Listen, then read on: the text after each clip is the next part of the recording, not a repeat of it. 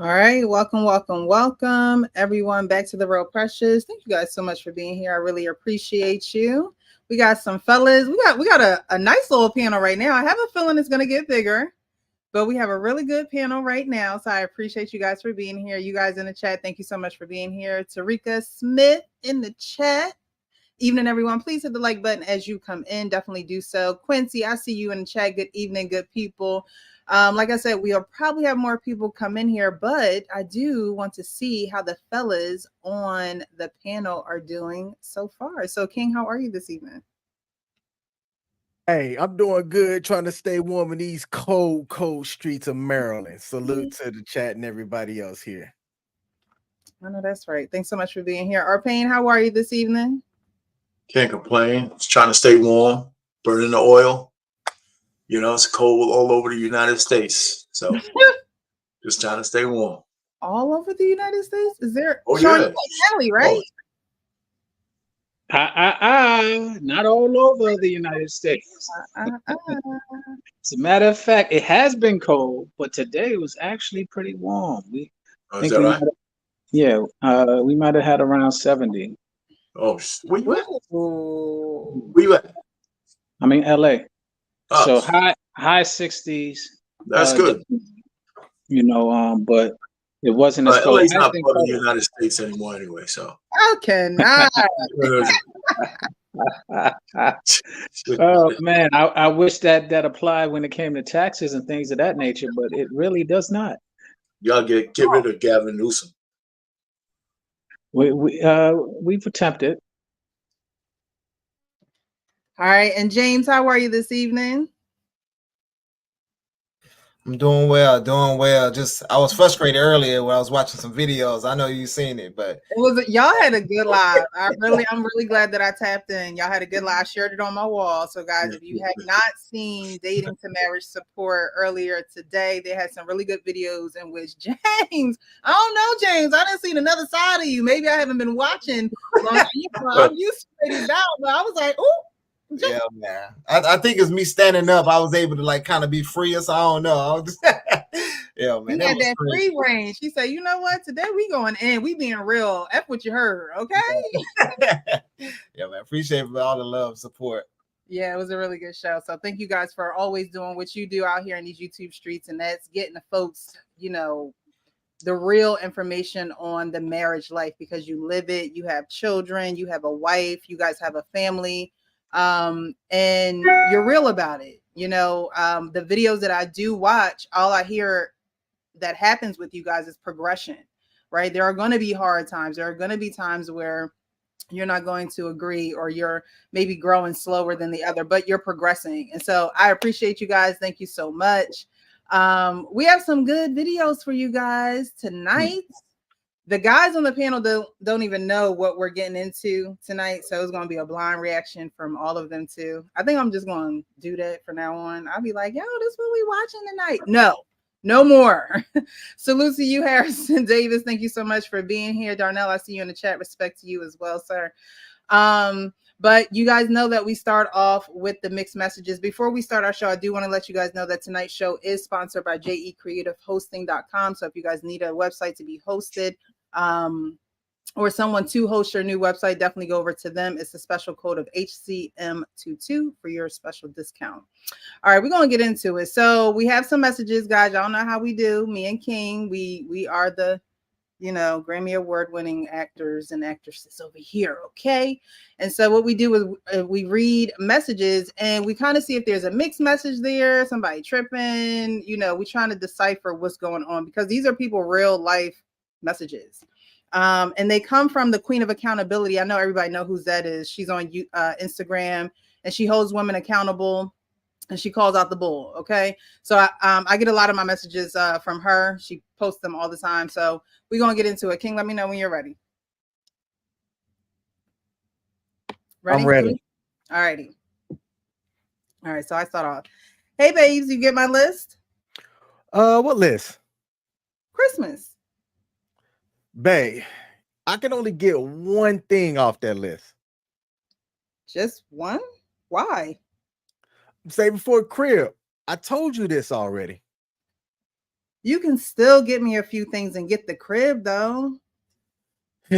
Babe, you want jewelry and that big ass Chanel bag. That list is close to 3 racks. Just choose one.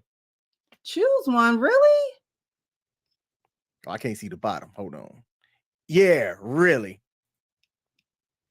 You have a nice condo and no kids. You don't need a house and you want a house. I cook and clean your condo when I'm there, right?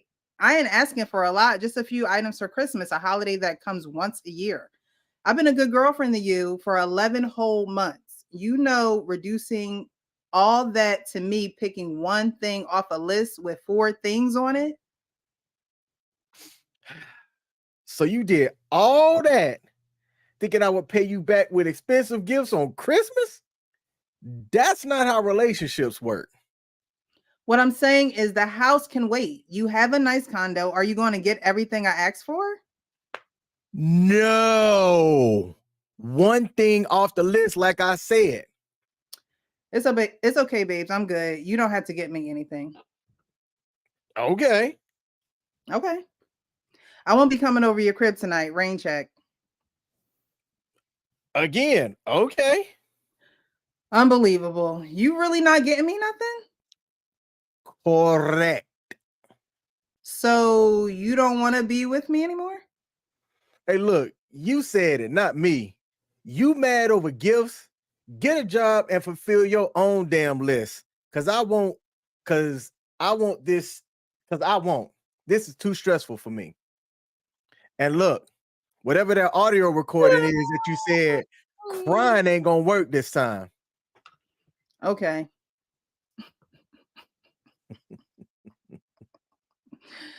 So what do you guys think about those messages? It seems as though she just wanted 4 things and he was like, no, you can have one. And it didn't seem like a good enough compromise for her.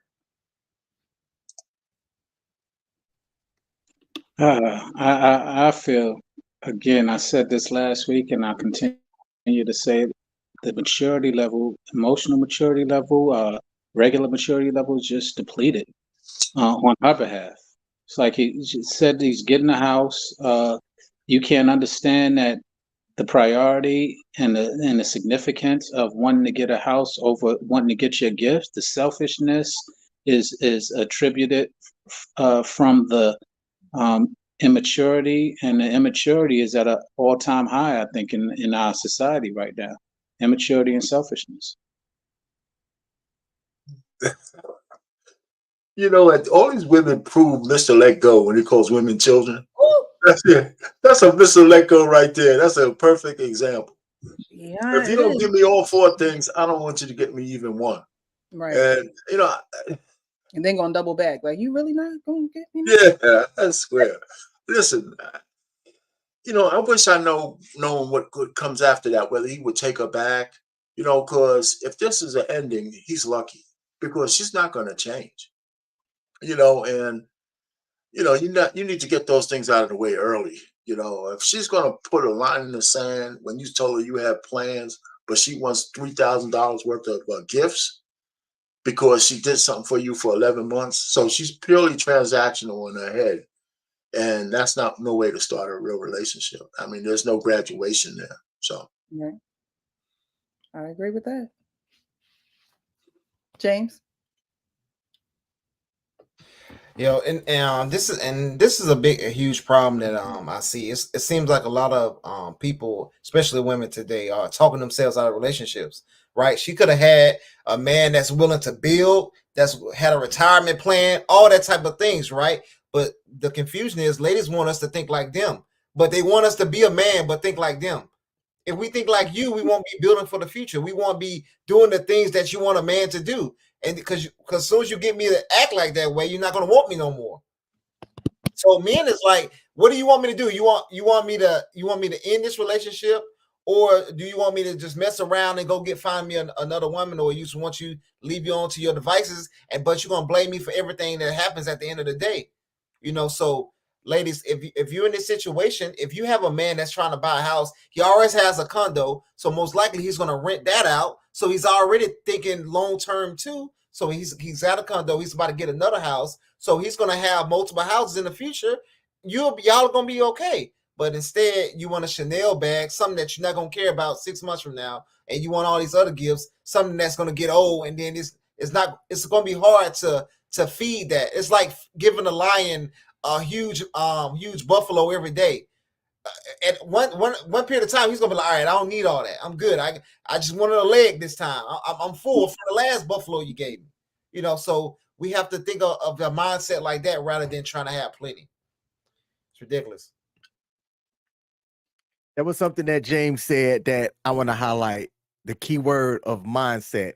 That mindset right there of what that lady showed in that message to me is one that a majority of men need to avoid. Too often people take a look at what the outside is looking like and they tolerate with way too much BS, and vice versa too. Y'all ladies be you know y'all will allow men to do things that y'all tolerate way too much, and it needs to be harped on that you should have a standard and keep to that standard. This guy in this message was fantastic with keeping of what his standard was. He laid out a very logical thing in stating why he was doing what he was doing, and she was crying like a little kid on what she wasn't going to get because she didn't get it her way. He, to me, kind of like what our pain said, I'd be curious to see if he allowed her to double back and stay in, or if he looked at her for how she is in her mindset and just chose to walk away because he's not going to tolerate it. Yeah, I don't think he should have let her back in. I don't think so. I don't think, I think that when men see women for who they are and they see certain things and they see a woman is pushing them away or working against them more than they're working for them, then you need to realize what that is.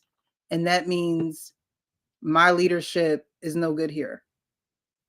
Like that's what that is. That's what that means. And so and you shouldn't necessarily take it to heart because you want someone who is going to willingly be on your team.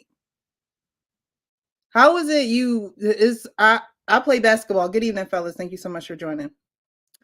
I wouldn't want to pick somebody for my team that really wants to play for the other team. Exactly. Like, I'm not going to, no, you need to be dedicated to this team. You need to come to practice for this team. You need to show up for this team. When that person misses the foul shot at practice, we're all on the line running back and forth suicides. Like, you got to be dedicated to the team. And so I don't think that men should go back to women like that. And honestly, I think that more women get catered to more than they should. And they take advantage of you not saying anything. And so when you don't say anything and you might feel a certain way, that's why I always say that men should, say what it is. Because when you don't say anything, she just gonna think she could just keep doing it. And she knows what she's doing. She's counting on you not saying anything. She's counting on you not putting your foot down and not drawing the line in the sand. Because that's just naturally how women are. I don't care which women you got. A woman is gonna say, let me see if I get away with this. Let me just, it's better to ask for forgiveness than permission. So let me just, he gonna be there. He done married me. He done gave me kids. Can I elaborate? And let me say this. No, a woman does not do that. A child does that. That's why, to Payne's point, women are children is so significant. But it's not just gender, because men do it too. Men do the same thing when they don't get their way. They want to push it. They want to see how far they can go just the same way. But that's not the mentality of a man or a woman. That's the mentality of a child. We all have the inner child in us. We have to mature out of that. I agree. But you have to have you have to have the discipline and eye for that. It's almost like a discernment, you know. And I think that some people just don't want to face what the actual truth is.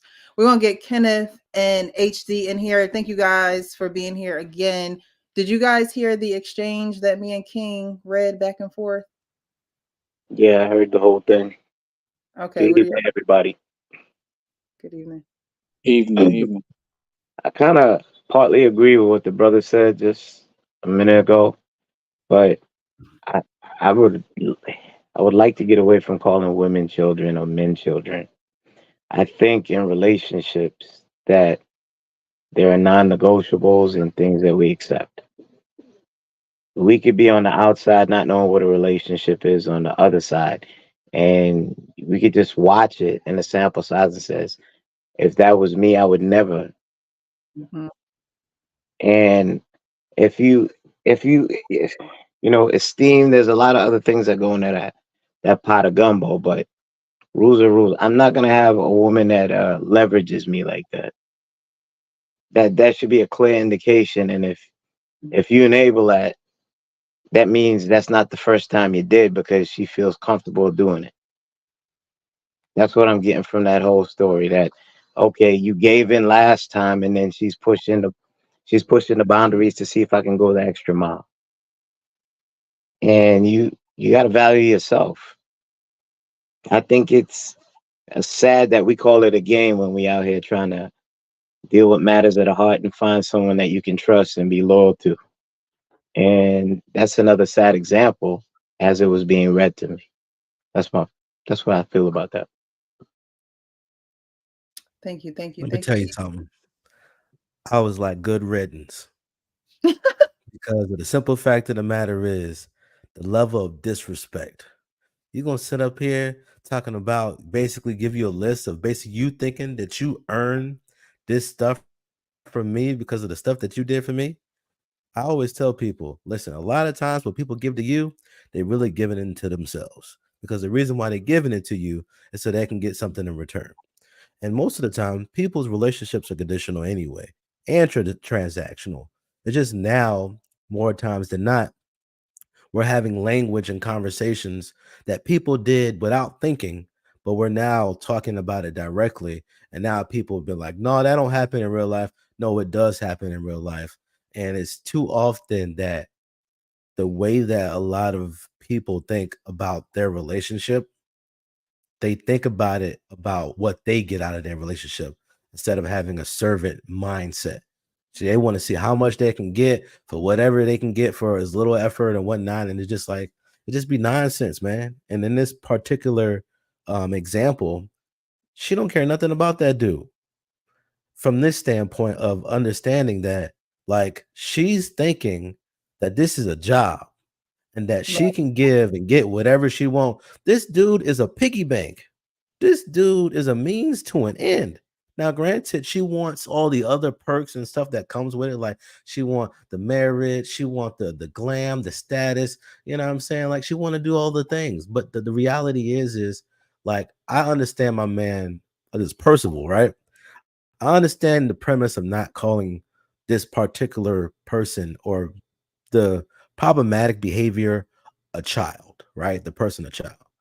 But you got to admit, that's some nonsense. But you don't call it nonsense because so many people have gotten away with so much for so long that now that it's out in the forefront, you know what I'm saying? We can call a spade a spade. She a child. She want to be taken care of. She want the bag. She want her Christmas list. And then the reality is that a lot of women don't understand how petty dudes can be. Mm. You gonna play a game with the wrong dude, and you gonna get played. And he probably wanted to be with her, but out of spite, he was like, nah, because you think that this is a game. And then women don't understand men play games much better than women. Mm. Ooh, that's. Um, I see your nod. I see your head You give nodding. us Go something ahead, to talk speak on about, brother, because we don't nobody agree with that one. No way. it. I actually, I kind of agree with it. No. No.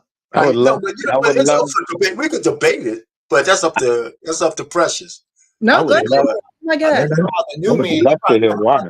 The men of today play a lot more because the older generation they was raised by strong male figures, so they went with all the games. Right. But these new men that's coming up, it's a totally different compared to like because I'm 33, right? So the generation, my generation younger, they play petty games. But the older gentlemen, y'all probably don't agree because y'all don't really see it too much because y'all not doing that. But the people my age group, they playing a lot of damn games. I'm telling you. What kind of games are we talking about? Getting laid?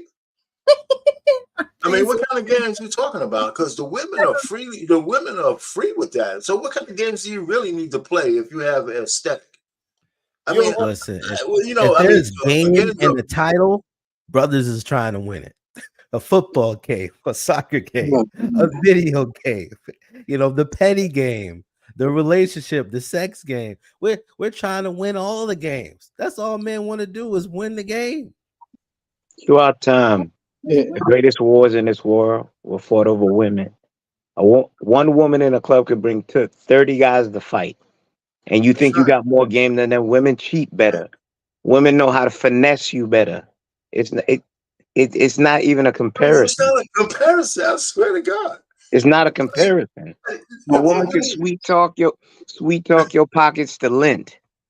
I know I girls that you think, and I if we don't have never that. had this conversation, I'd be like, get them, I don't have and that. a man will talk you out your get them. pants for women. that's that. How many I was times just about to say talk women out her pants? exactly. You ain't talking to her. She saw you coming a mile away, and she wanted Okay, to give you some anyway. But say I agree with your saying that, point. saying that, That's but the 80-20, brother. That's the Yeah. 80-20. Take it. Go ahead, man. Go ahead, That's the person. 80-20. There More you women know go. how to finesse better than men. And the young brother said, I'm 30. There's more girls getting Prada, Gucci, Louis, Birkin, but BBL, whatever acronym you need to use. Then they're not really going out there making that money. that's the 80-20 too. They're not getting that from most men. They're getting that from a small They percentage of don't men. need to get it from most men. I'm talking about most women are getting that product, all that type of stuff. Just like you said, the men or small percentage of men are having sex with all of them. A small percentage of guys are able to give them that product. So they Okay. Let's Okay. say that financially. A young girl gets more privilege than a young man. A man has to work so that he could merit getting women. Most men that's young don't have that. Okay. You get that when you're older, when you that sugar daddy or that guy that's well accomplished. Young girls 20, 21, you got old dudes 40, 50 and up will give them the world. Puff Daddy. But You that's want part. me to start naming names But of dudes that like So young I agree. fellas? But Yeah, let we in agreement. you're actually lending to the point that we're making because they're playing the game as well as older men. They're playing the game, and let's not Yeah, but it's few of dismiss them, that. man. I Let's mean, not sit there. Let's not just sit there and ignore that like we always do. We we're have a not No. ignoring tendency. that. Wait, can I We, finish? we were making a comparison. Who fools Okay, more? Payne, We didn't Payne, say the men. did I listen No, to no, you no. when you The was talking? comparison Did I was listen to you when you was talking, Payne? no. Did I Okay, go listen ahead. to you when I'm you was sorry, talking? I man. was Go very ahead. quiet. Okay. So the point that I was making is that we have a tendency to actually act as if we're not playing the game. Now, what's funny is I said Precious posted something on her timeline where a woman was saying, "Well, I guess the men they are the ones who started the casual sex." Precious, are you planning on that today, or is that something that? No, Yeah, I didn't cue okay. that up today. And I said to the point that to the thing that she said, I said she's actually right. And a guy named by Big Head Ugly asked, "Please elaborate." what He did he So said, say? "Please elaborate." You remember? And I wrote something to elaborate, but it wouldn't print. So I'm gonna read it. Oh I my said, God. well, us men have a tendency to not want to take the responsibility of what we need to be accountable for. Example, we were having a discussion last week on Precious Show, and there was a video of a young player who had 3 girls on call that he said were his exes that were willing to have him pull up. Now there were some men that agreed because he was single This was perfectly fine. And I agree with that. But then one gentleman asked, who hasn't lied to get the box? That lying to get the box is part of the game. I'm paraphrasing. I think we could all agree that there's some truth to that.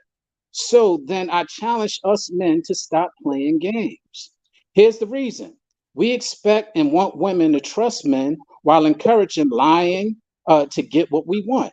So, in other words, do we expect them to trust a liar? I had to ask myself that as a father. Hence, because we know how to talk our way into panties, lying, gifting, and other ways, are women really in control of sex? Or do Yes, they are. men use the methods above to take control? We men know how to manipulate to get the How much box. gas you got left in this plane? That's why I didn't post. How much gas you got left? You got brother, you got a monologue. Yeah, man, how much gas? Listen, And I Sean. just, First of all, let me just say this because I cut you off. Let me just say this, and I'll shut up. Nobody said men don't play games. We just said women play more games. That's all we said. So we're not. I don't disagree that men play games. But can I in no finish my way, point? shape, form, or fashion do men control the sexual marketplace. Can That I is the finish my point? domain of women, period. You know why? Okay. Because men's need for sex is a constant. It's been that way since the beginning of man. It doesn't change. It doesn't flux. It doesn't flow. The women know that what men want from them is sex. So it's predictable, and they know how to manipulate that. And it's just because a man could talk a woman, I don't believe he talks a woman. A woman knows she wants to give you sex when she sees you. Most men talk their way out of sex by saying too much. So I'm just saying, you can't take away a woman's agency for her box. That's her accountability. Men don't Are you control that. done now? Are you Oh, done? Can I I finish? give Can I you a finish minute. my Can I point? get a minute? Can I finish my point now? Because I was You got really more? actually I just addressed what you just said, and the question was, I'll say it again. Hence, because Yeah. we know how to talk our way into panties, lying, gifting, or other ways, are women really in control of sex, or do we use the methods above to take control? Women in control of sex, and Oh, do men try to? If men have to lie and beg, steal, and borrow to get it, that means women control it. And if you know you what? You know how you could get sex too? By telling the truth. if you really think The point a ain't woman getting doesn't sex. know that you telling lies and The she point working the is, situation, a woman knows who she wants to sleep with. Yeah. The the ratio. point is, we're lying and we're playing games No, and no, we're no, not no. taking You're accountability to that. lying. Don't put. You can't paint that with a broad brush. You, Once again, I didn't paint it. I said usually, and you know okay. it like I know it, Usually means consistent. and Words it have is power. consistent. No, it's not. No, Men it's don't lie not. for the box. Unless you can show me cited stats that men lie. Man, You stop the stats. Okay, do men lie no, for no, the no, box? no. You have You got friends. You got okay. friends. I'll Use let you those talk and then stats. I'll get my point. And go ahead. You got friends. Let's stop the stats. You got friends and you know men. Do they lie for the box? Do you know a man who lies for the box? And is it prominent or not? Is I can't say it's prominent because I can't cite stats. You ask me about my friends. I know some of them do and some of them don't. I do not paint with a broad brush because you have to be responsible for what you put out there in the world. Part of your monologue, you are pandering. Men, men Oh, wait. stats are women cheat more than men. Are those stats? Uh, Yes. Yes. First, Hold on, well, hold you on, hold on. That's a yes. That's a Women yes. cheat more, and are you they answering the take it. question for me, or you allow me to answer the question? Oh, okay. Watch this. Do women cheat more than men? According to your stats, they do. According to my stats or stats, I can actually cite stats. Okay, stats, your stats, whatever you want to No, call no, them. no, no. You keep saying mine. No, it's Okay, stats. according to When you your ask me stats. about my Okay, friends and people okay. I know, I give Now, you honest. I give you honest feedback. Some I know that cheat. Some I know that don't. I know let people me. that are loyal, married, do not cheat, go home, do they thing. My sample Did you hear the size last cannot. part of it? I said, Okay, which is allow me prominent. to finish. My sample size cannot paint that broad brush of all men. You just said all men lie. I You said never said all. all men. I never said You that. That never did, came out my mouth. All never came out my mouth. brother. I You said said all predominant. men lie. I Then you get never said that. Stop making words. I never said that. okay. Okay, so When this rewinds, you just I don't have to rewind it. I'm sitting here reading it. I did never said all men nothing. no. We weren't talking about your monologue. Once you put down the piece of paper after OG spoke to you, then you got on me and you said all men lie because I I ne- imparted. wait, I wait. because you can't hear if you talk over. I'll give you the I, floor. Go ahead. okay, yeah, please do because you just mentioned something that I didn't do. And correct No, me, you fellas. Did referred I to did I what say all men lie? you referred to what you were I'm reading. not. I'm You asking the asked me a fellas. question just No, I now. didn't ask you. I said fellas, not you. You already told me all men I'm a lie. fella. I'm not a I'm woman. So okay. yeah, You already your point is already made. I'm asking no, for no, your no. Wait, You feedback. said wait. fellas. See, I'm holding you Okay, to your words. bro, Hey, There's Sean, bro. 1, 2, Sean, 3, 4, hey, and hey, myself. hey, Okay. Sean, I think you made your point on where you stand too. I think we can move the conversation forward. I don't agree that men are these big ogres that you try to paint us. You You're know, pandering, and you that's know, disingenuous. yeah, I just think that is there blame to go around? Is there responsibility, accountability to go around? But it needs to be put in the right places. Let me give you an example, real quick. I believe a woman is accountable for her own womb, not because I say so. The law says so. Because in the courtroom, if anybody does anything to a woman, she has all the rights in every 50 states. It's a criminal act unless she says yes. And in the middle of the act, if she says no, she can still get you.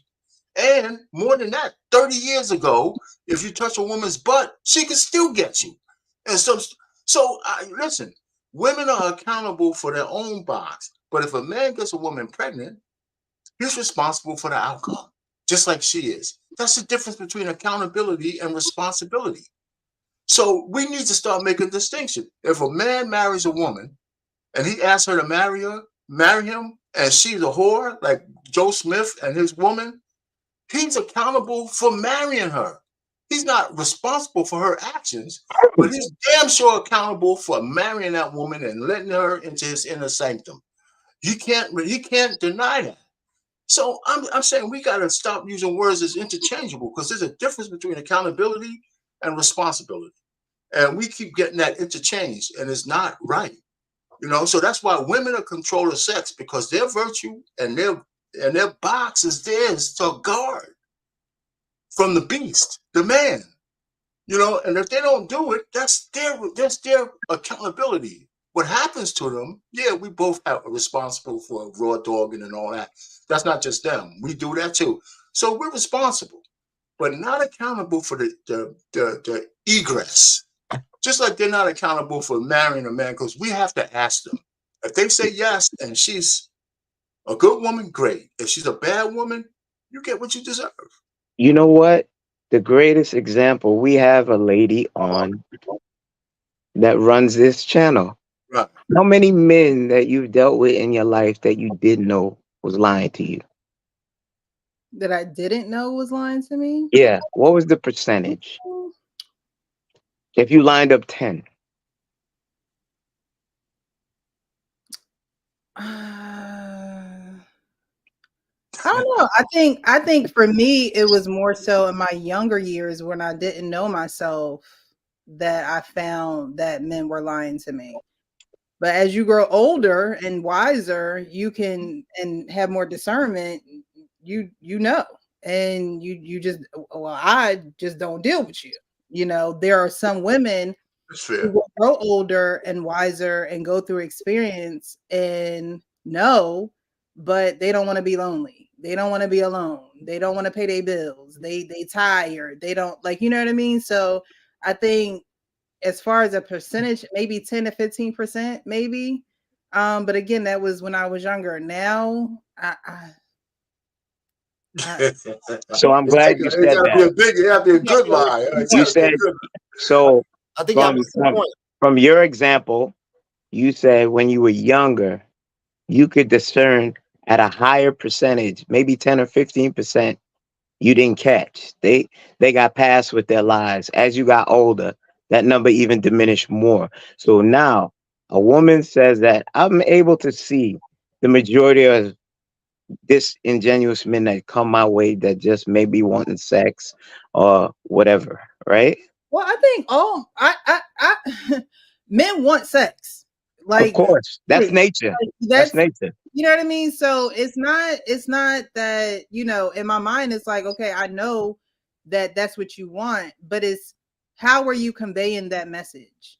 Are you lying and deceiving to do that? Or are you just being who you are? Like, I forget who said it, but women know who they're going to have sex with. That's the truth. Women know. We know if we feel comfortable enough to be with you in that regard. So, but if you're a woman that don't know yourself and you just out here and you're going to get more heartache. Like, you're going to go through those things that's going to teach you. You're either going to learn or you're not. So women do hold a lot of the cards when it comes to um these statistics, right? Because yes, they hold the gates to sex, and in knowing that you have to know yourself. If that's a huge responsibility. I think our pain, or I forget who was talking about responsibility, um and that's a huge responsibility. So when women say, oh well, he shouldn't have nutted in me, girl, what did you say? He should have wore a condom, huh? The person entering you should have did that. It's like, no, that's like putting an umbrella up in the house. Like, no, you do that when you outside. So then when you come in the house, you let it down. Like, if he's not going to protect himself, you have to protect yourself. And if you're not protecting yourself, you can't blame it on him. That's But not they do. A that portion does. goes. But it goes that way with a lot of women who just want to put the blame on somebody so they don't have to correct their behavior. Right. But You know what's I think funny? I missed the point. Usually I'm accused of woman bashing. And then when I start getting on men, I'm a panderer. That's the hilarious thing about us men. We No, never no, no, want to no. sit Stop there us, man. and when I challenge you for playing the games that not every man does, so I never said all again, but a lot of men do. And we do know that. And we act like we don't. I can give a better example. That's why I was about to say, like, when I think we missed the point. Like, we was talking about being more petty. Like, our pain in your generation, men wasn't walking out on dates because they didn't like what the woman was doing and leaving her the bill. It was still you supposed to pay that bill. That's what I think. That's what we talk about. Men are being more petty in situations like kind of like how a woman would do. That's not. I wasn't really too much talking about the sex thing because we both playing the game. You know what I'm saying? But most men back in the day, back in the older days, they was paying that damn bill no matter what that woman did. Today's time, you seeing a lot of men walking out of bills. Young brother, back in those days, women didn't act the way that they do now. I agree. I agree. They understood that a man needs to be respected. This is a new thing. The pro ultra feminine woman. I want equal rights. A man can't tell me what to do. Independent. I'm not coming home cooking for you or doing you still have to provide protection and provision, but I do not still have to adhere to being a traditional woman. Back then in them days, you talking about Diana Carroll, uh, Diana Ross, Lola Falana, Dorothy Dandridge. These women today can't hold a candle to the style, elegance, and grace of how those ladies used to carry themselves.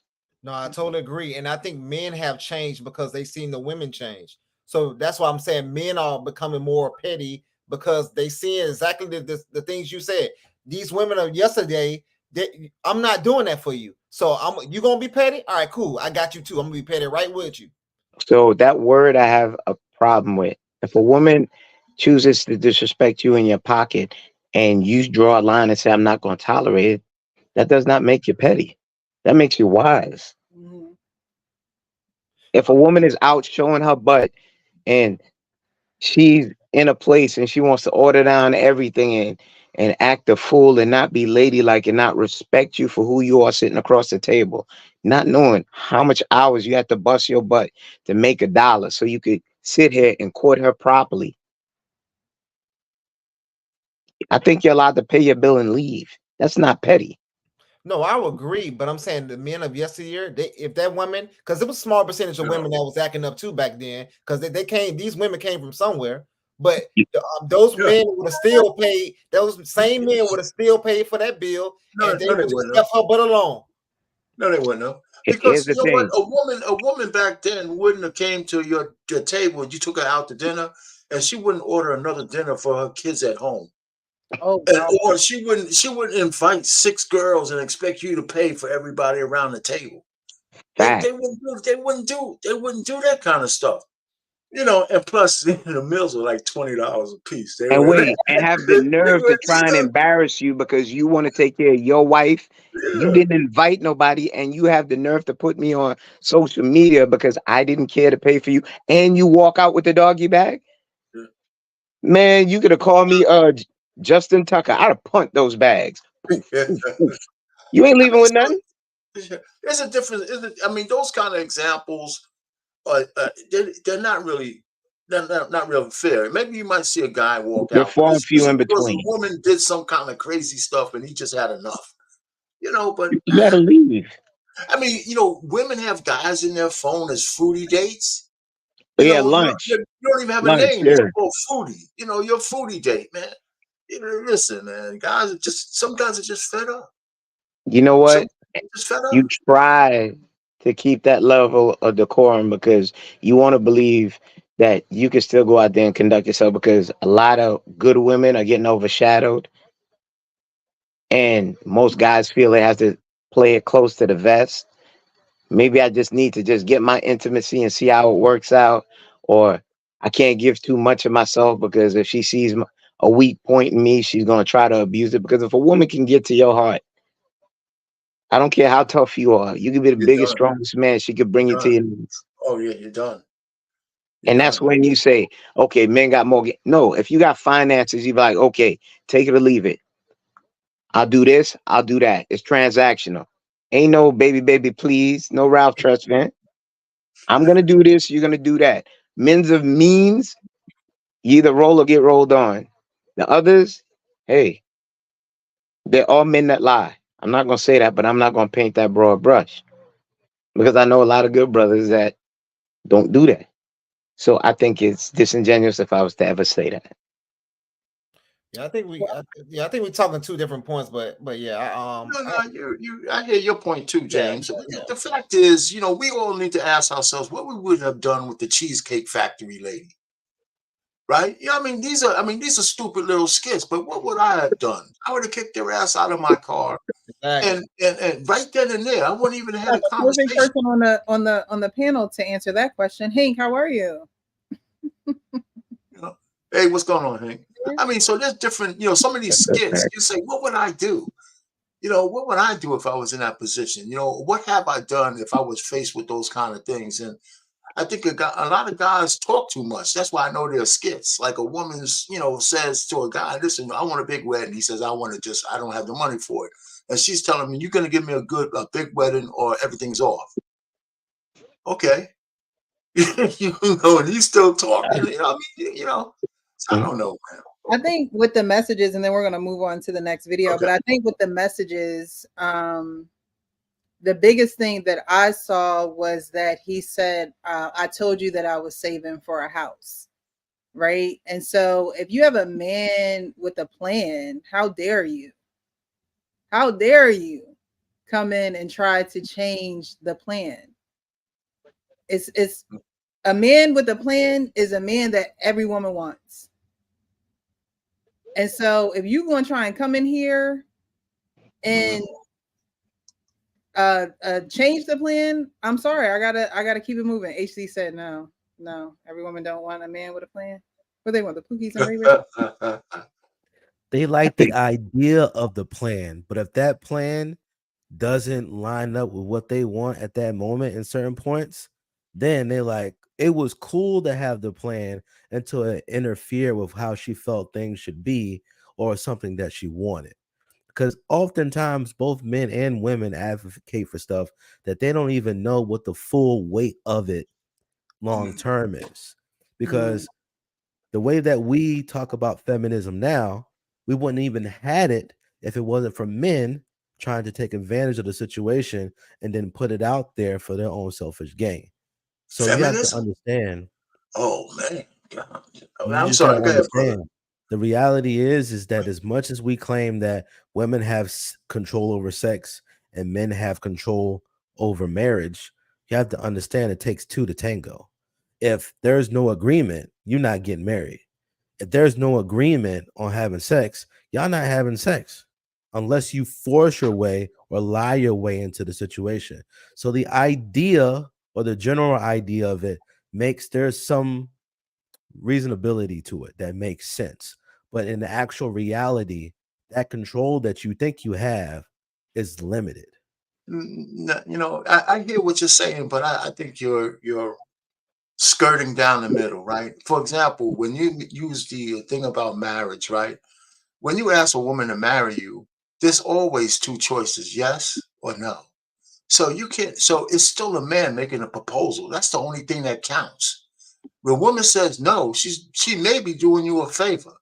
And if she says yes, that might be the worst mistake you made if you didn't vet her right. So it's your accountability at the gate. And as far as the sex thing is concerned, yeah, it takes two people to have sex, but the woman has to let you in, period. If she doesn't agree and let you in, that's the criminal act. Not the thing. So she has to say yes. She has to give you the final consent. That's what the law says. We can't change that because we want to pander to women and say they're not really responsible for their own bodies. You can't do any sexual act to a woman unless she gives you consent. That's the law in all 50 states. You know, so the outcome of that sexual act, yeah, you might be responsible for the outcome, but the income, she has to say yes. And even in the middle of that, she can say no while you're in the cut, and you got to get out, or else you could go to court for that. So stop trying to take the agency of sex away from women. It belongs to them. That's their womb. No, because in both instances, whether you talk about marriage or you talk about sex, both people typically have to agree. There's No, consent on both sides. no, it's And not. then even No, though no, you sit there and no. say that women control sex, right? We say that, right? But Yes. don't men approach women more than women approach men? Because if you understand, and you're a man, right? And Yeah, yeah, most but men but, but, but are hold on. constant. No, no, no. I'm Let's sorry. I let's didn't mean to let's say it that. walk I this didn't mean to out. say it that way, brother. I take that Damn, back. I didn't mean to say brother it that Payne. way. I'm apologize. I didn't mean to say it that way. The men by nature have sex for men, heterosexual men. It's a constant. We're wired that way to want sex, and women understand what we want from them.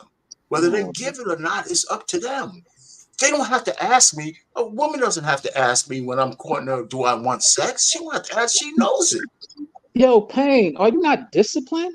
Do you not know how to control your That's nothing penis? to do with So discipline. what are you talking about? So what What are are you you talking about? talking What does about? discipline have to do with that?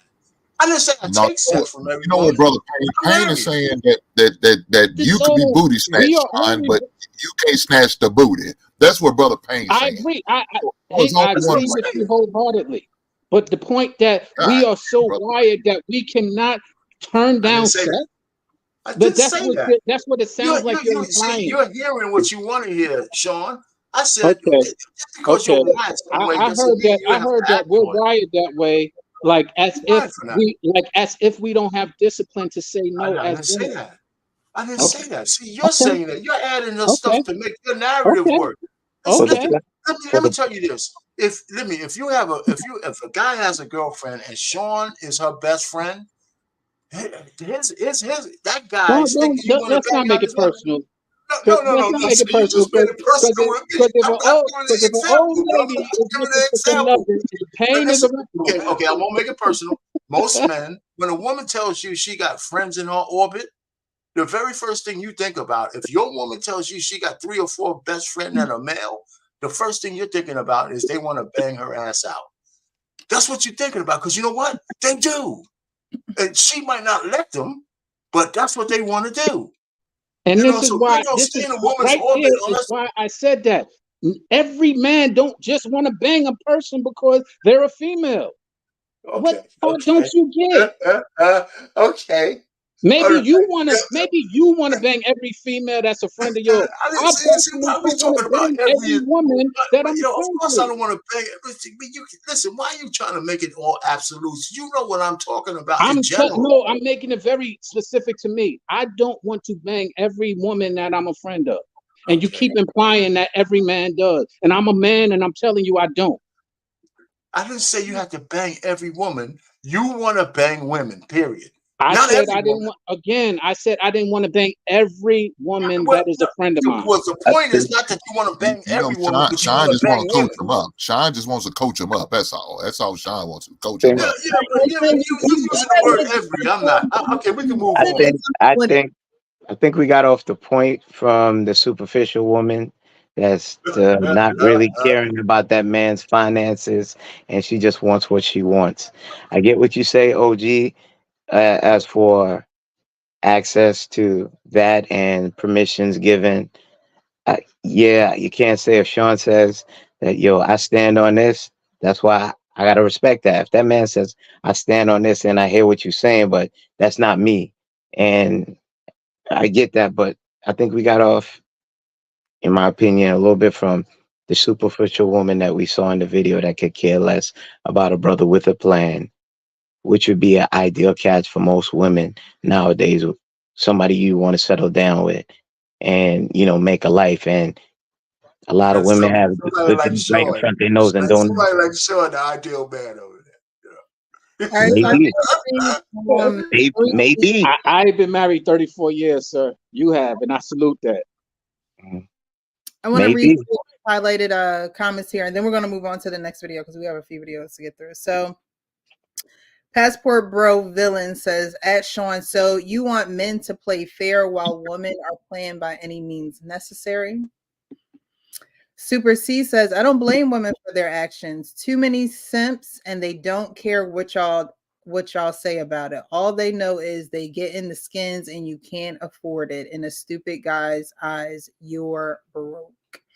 Stanley also says a decent woman does want a man who knows where he is leading her. If she doesn't care about your plan or if you even have one, then bounce. So I wanted to go to this next video because I believe, I forget who said it, but someone on a panel mentioned how women aren't the same anymore from like back in the day, right? So I wanted to play this video because this to me is absolute craziness, but this is a mindset of a woman out here. Now, this is on social media, and you know how influential social media is. So I'm going to play this and y'all let me know what you think. This is the message. And then this girl on here is agreeing with her. So again, this is how powerful social media is. I need y'all to understand.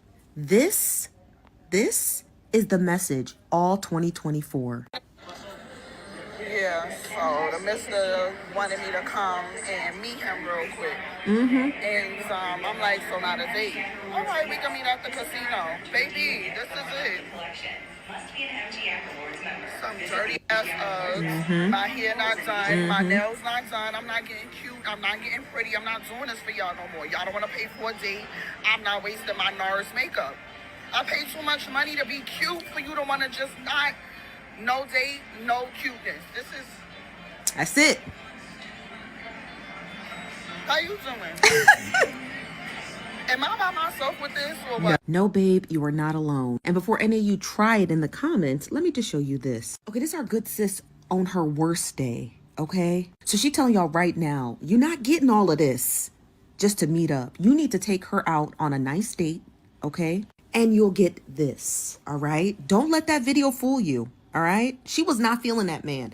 This is our good sis, and we ride in solidarity. Now follow our good sis for some motivational content. How are we doing? Okay, so what do you guys think about that video? Go Throw ahead, both of Father. them in the trash. I agree wholeheartedly. And then she's telling people to follow the girl. Man, she came in there dressed like a crackhead. And talking about she trying to get a man.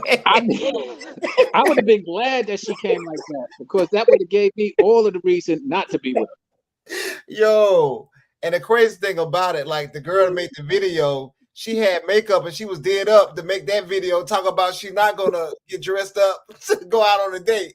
Like, come on, let's be real, man. Like, man, it's like gang behavior now. It's like whatever your gang do, you gonna stick right with them. Like, Woo. You know, I looked at the woman. I said, "Man, did she at least take a bath or something?" I didn't know. That was that. And then when they showed her made up, I was trying to figure out. You know what? I might prefer her the other way around. She didn't look much better all made up. I mean, Oh, wow. but I think they're just trolling, man. She's just trolling. My question is, why did she go there if she felt the standards were that low? Why did she accept it? Kenneth, we didn't agree earlier, but I agree with you wholeheartedly. And I agree with why. Remember you said earlier though, when you said we shouldn't resort to calling men or women children. This is why it's said, because that's some real childish, immature behavior. There you go. I'll take that. That's immaturity at its highest level. Maybe I don't agree with that word childish, but when you say immaturity, I'm like, you would consent, then get on a live. For what purpose? What was the outcome that you wanted? To show people that you're actually entertaining somebody at a casino. You go in there busted, look like you didn't brush your teeth, you didn't comb your hair, you threw on your jacket like you was about to go get some Newports and some beef jerky. This is what y'all get. My thing is, for women, okay, why would you want to go anywhere looking like that? Okay. Now I can understand the quick, let me run to the store, let me throw on some sweatpants. And honestly, that's when guys want to talk to you the most, but not when you have. So there's a difference between going out in sweatpants and things like that, and just a quick run out, and you still have a sweet aura about you. But then there's her, right? Because I had the feeling that a man would come up to her and be like, well, maybe he won't. I don't know. But your aura speaks for you, and her aura just seems rough. Like it's just McRuff, like she's just rough. So women have to understand that how you present yourself says a lot. And it doesn't have to always be for a man. Why can't you present yourself in a presentable way for yourself? It's like, oh, well, he don't want to take me on a date, I'm not going to look like anything. Why wouldn't you want to look like anything for yourself? That's what I don't understand. Because and at then the she end of came the in there with day, no grease somebody on the will scalp. still buy it. She had the nerve. She was like, "How you doing?" No. Yeah. At the end of the day, there's gonna be a brother that's still gonna buy it. That's why she up here. That's why she made the video. Because the reason why women act the way that they act, because somebody was dumb enough to take the bait and take this woman. And I actually don't fully agree with the statement that the women of old don't exist today. I think the same women that exist today also existed back then. It's just that it wasn't as visual. It wasn't as public as it is right now. We focused on our grandmothers and our mothers and our aunts and our cousins that actually seem like reasonable women. But just like the men of today, a lot of the men that talk now didn't talk before. But it sounds crazy now because the men are actually saying what they already thought, but now it's in public view. Same thing. Women probably thought and wanted to operate the way that the women are operating now, but they knew that there was going to be dire consequences should it been public at the time. But now the consequences don't seem as much. They're still getting terrible consequences, but it doesn't seem like that bad right now. So everybody is putting their stuff out on Front Street, saying whatever they want, and some people are taking advantage of it, and some people are just getting just jacked up for it. See, you're onto something, right? But I would say it differently, right? Because I say this a lot. The nature of men and women hasn't really changed. It's just the tools and technology that we use and abuse that has unleashed us to adapt to the modern society. And there's a whole bevy of things that have happened from the 60s to now that help shape the way we behave together. Not to mention the puppet masters doing their thing. A lot of people don't give enough emphasis that when the pill came out, that changed sexual mores in this country forever, forever, right? It changed a lot of things, but nobody really talks about the impact of that in the 60s. And I made a list of watershed things that happened to not just blacks, but the United States that helped shape the way we think now. I'm not going to go through them, but the pill was a big thing, right? The crime bill was a big thing. The drug war is a big thing. There was a lot of a couple of Vietnam was a big thing. There was a lot of different little things, and not to mention the third wave feminism and all the kind of stuff. But the basic nature of men and women, I think, is still the same. It's just that social media has helped exacerbate things on both sides, right? This constant attention thing that women want. Well, they always kind of wanted attention, but now they can get it from worldwide. So and men, men will click on these damn videos and stuff, and the more likes they get, well, men like beautiful women, so they're gonna click on the damn thing. But I never heard a woman wanting to divorce a man because he clicked on some photos. That stuff is happening now. Just clicking on them. The person don't even know who the hell you are, but you just clicked on because the chick is half naked. So I don't know. So just a lot of things that put us in the position we are in today. And I don't know if there's any going back, Yeah, but there was always 304s out there, but the mix is different. There's more now than there were back then. That's what I think. We went through millennia to Gen Z where babies were having babies. You mentioned like the crack epidemic. A lot of young mothers start having babies with no family structure, no guidance. Then it became widespread. Now we got social media everywhere. Right, Everybody's life is now intrusive with social media. right. Then you That's have people profiting off of it. I like it's dopamine to people. You right, post something and you want to see how much people like it, be it for right. business purposes or self gratification. Mhm. Then you got to see what you're cleaving to. Sexy Red, the drill rappers, people talking a whole bunch of nonsense, people posting tragedies, people posting like unheard of jokes and morbid jokes and stuff like that. And then that's the society that now we become. Then you got certain people push it.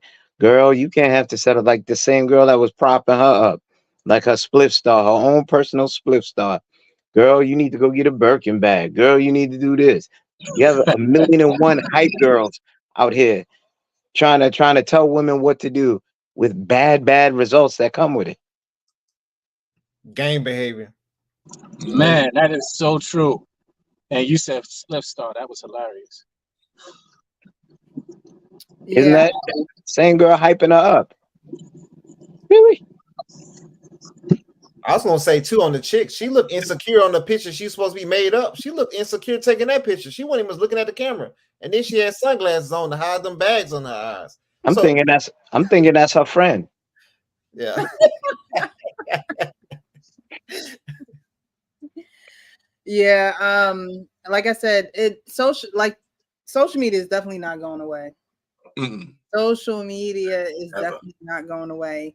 Mm-mm. And with things like OnlyFans and all these websites where you can Seeking arrangements. you can pay for pleasure pretty much. And there is no more togetherness or, let me get to know you. It's let me get to show you, you know what I mean? And you never get to know the person. So things like that. And then social media where you're comparing, comparison is the thief of joy. So you comparing all day, and it's diminishing any type of self-confidence you have, then that's going to wear on you. And just a heads up, I'm going to be doing a 21-day cleanse from social media because I think it's necessary. I think that, a lot of people should focus their eyes, their efforts, their time, and things like that to other things. I mean, you have to renew your mind. And I love doing this. I love, having these conversations with you guys on Instagram and TikTok, Facebook. I appreciate the Facebook family. But you have to, again, put it down and renew your mind. And, as creatives or artists or anyone, you have to retreat, and you have to go into, your personal space to, kind of get some things under control. So I will be doing that. And I think that it should be like a holiday. No social media on this day, because I think that's going to be the death of a lot of people that are not being raised in 2-parent households. Children, they're putting a tablet in your child's hand before a pen and paper, old school way of doing things. Kids don't know how to cursive write. It's just the IT is definitely taking over. And it's taken over the personal intimacy that you have with other human beings. And it doesn't have to be someone you're interested in, and just in general, it's just taking, it's dumbing it down. It's dumbing it down. It's dumbing every type of social interaction down. Before you had to go see grandma, now you can FaceTime her. So even with family. So I definitely will be doing that. So I just wanted to let y'all know after seeing that video, because I'm like, she's getting other people to see the craziness. She's getting other people to follow a woman who's saying, I'm going to come out the house looking like $2 because you're not taking me out on a date. Instead of saying, okay, you don't want to go out on a date, that's fine, but I'm still going to come out here looking like something because I value myself. I value myself. So if I want to go out looking crazy, it's probably because I probably need to go pick up some milk and eggs real quick. And even then, I'm not going to look too crazy. There's a limit. Okay, there is a limit to crazy looking going outside. So I wanted to get into this other video. James, you and Lady Di covered it earlier, but there's a video after this that's actually going to kind of explain why this woman is in the wrong. But I wanted to get you guys' take on it. Going to probably get a lot of hate for this. But let me tell you, women, do not drop your name after marriage. Yes, I was among those in the school of thought that, oh, when you get married, why are you still attaching your father's name for? Pick up your husband's name. At this point, no, because it's looking like women, we don't have any identity any longer. You get married, you drop a name you have answered for most part of your life, you pick up another person's name, and when something goes south, everybody's telling you, drop the name. Why are you still bearing the name? You're still hiding under the shadow of his name. Then you now drop the name. Let's not even talk about the process it takes to, regularize all your accounts, your documents, so that your new husband's name.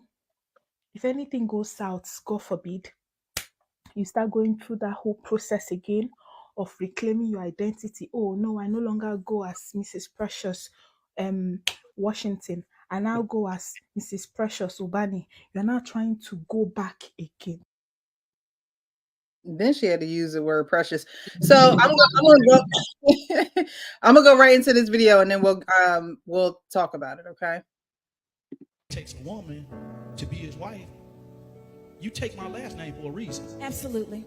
I said that to say you better believe you my property. Right. Biblically, you cannot kick ownership out. Ownership is there. But this is the biggest problem with ownership. God gave me the instruction to be the owner, to own you. But the real question is, who owns me? Pastor James, okay, and I already know that word own, nobody wants to hear that. I don't care. But it literally falls under submission. I'm talking biblical. I'm talking Bible. So what I'm saying Bible, so I'm good. So you might not want to hear it, but I'm talking Bible. Like, real talk. So therefore, God says the order is this. I own you. Well, he owns me. That's so good. So you ain't got to worry about anything going wrong about me. You can trust me simply because you can trust him. Yes. When he owns me. Yes. The problem is we got women that don't want to be owned, and we have men that don't want to be owned. Yeah, we got an ownership problem. We got an ownership problem. Oh my God. All right. So we have our ownership problem. King? Why your face like that? Man, I'm still getting my thoughts together. Circle back to me. I'm still getting my thoughts together. Give generously. Tithe.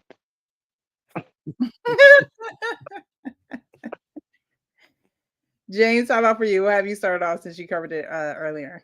Man, honestly, I ain't gonna say everything I said then, but I said earlier that hey, that's your father's last name. It's not your last name.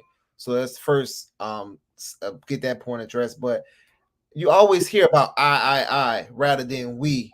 And I think that's one of the major issues in relationship today, because everybody's worrying about themselves rather than worrying about the family or the person that they're going to be with. Because you get into a relationship to do for the other person. Most men are going out to working and doing all that stuff so they can be able to provide for a family. They're doing that for themselves when they're single, but they eventually they're going to do that for a family. That's why we're thinking about retirement plans. That's why we're thinking about all this different stuff. Because as a man, you got to make sure your job is completed. And then and I'm just gonna give an example.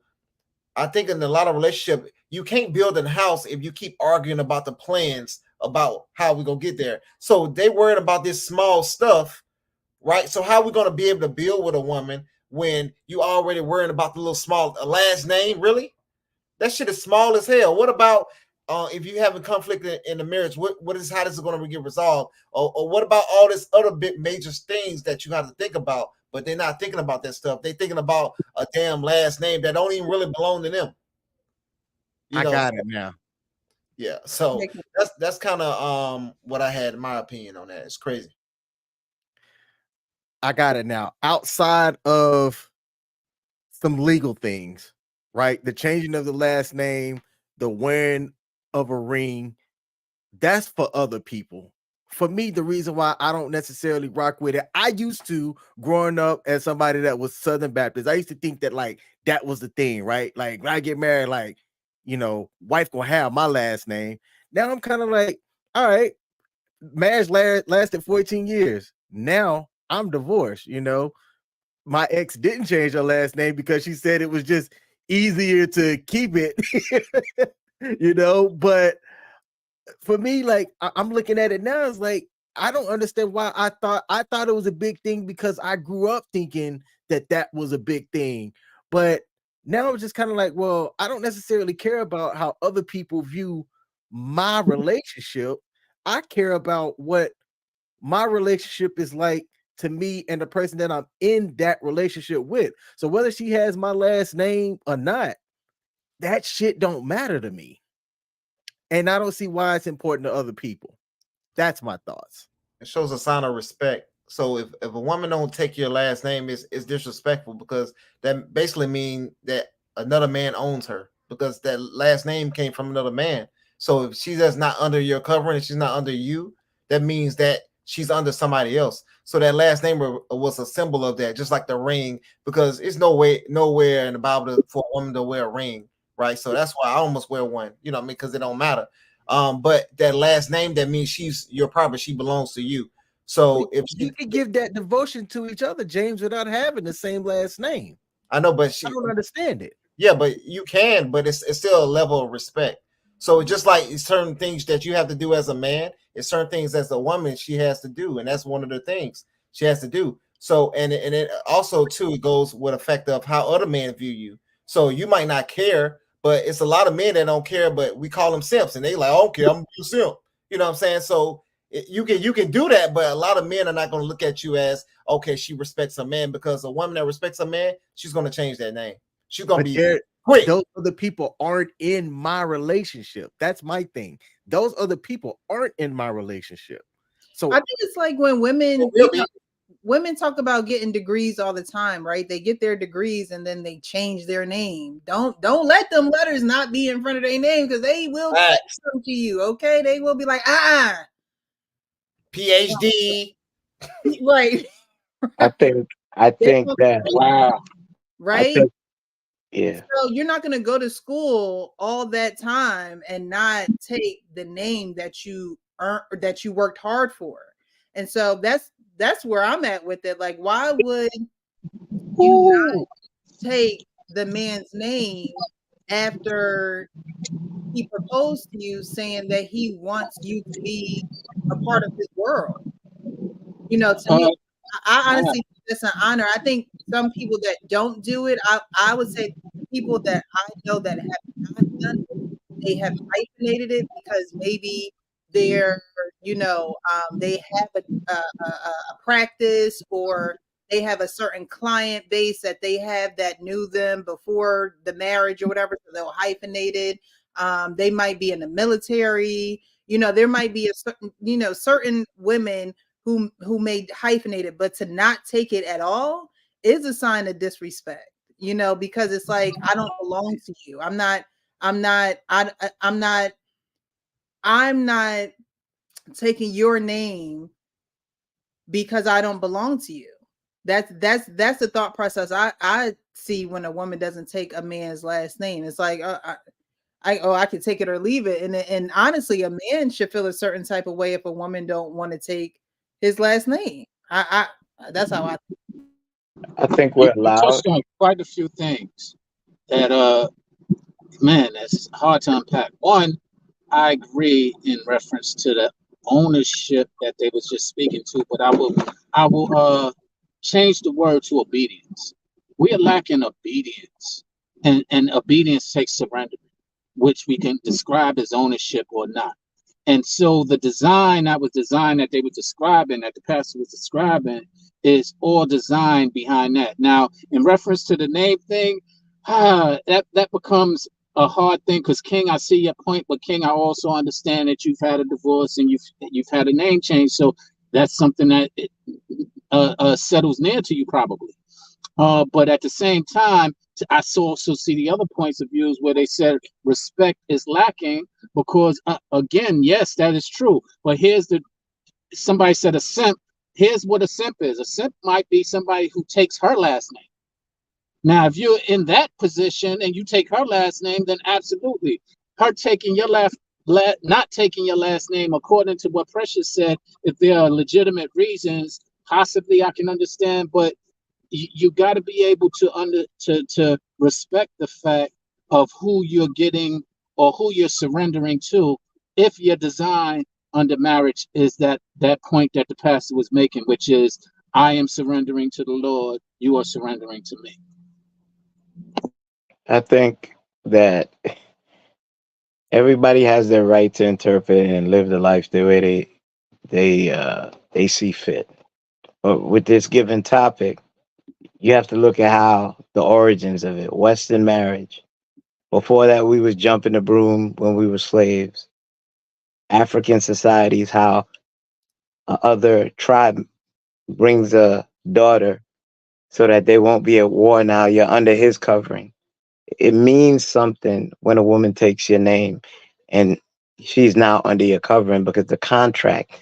And I'm not talking about when you sign up in City Hall or what have you, is that now you are my property, but I have to submit confidently to the love that you're offering, because now the social contract says I have to provide for you, protect you, put my life on the line. That means a lot. This is my household now. You're my queen and I'm your king. And I could disagree respectfully. If I'm marrying a woman, I want to have my name. I want her to be my everything. I don't want to this nouveau way of, oh, like I'm belittling her. Like that African girl. I don't think she can go back to her village or where she lived. I think she got a bunch of white friends. They taught her pro feminism, and she either lives in UK, Switzerland, or America.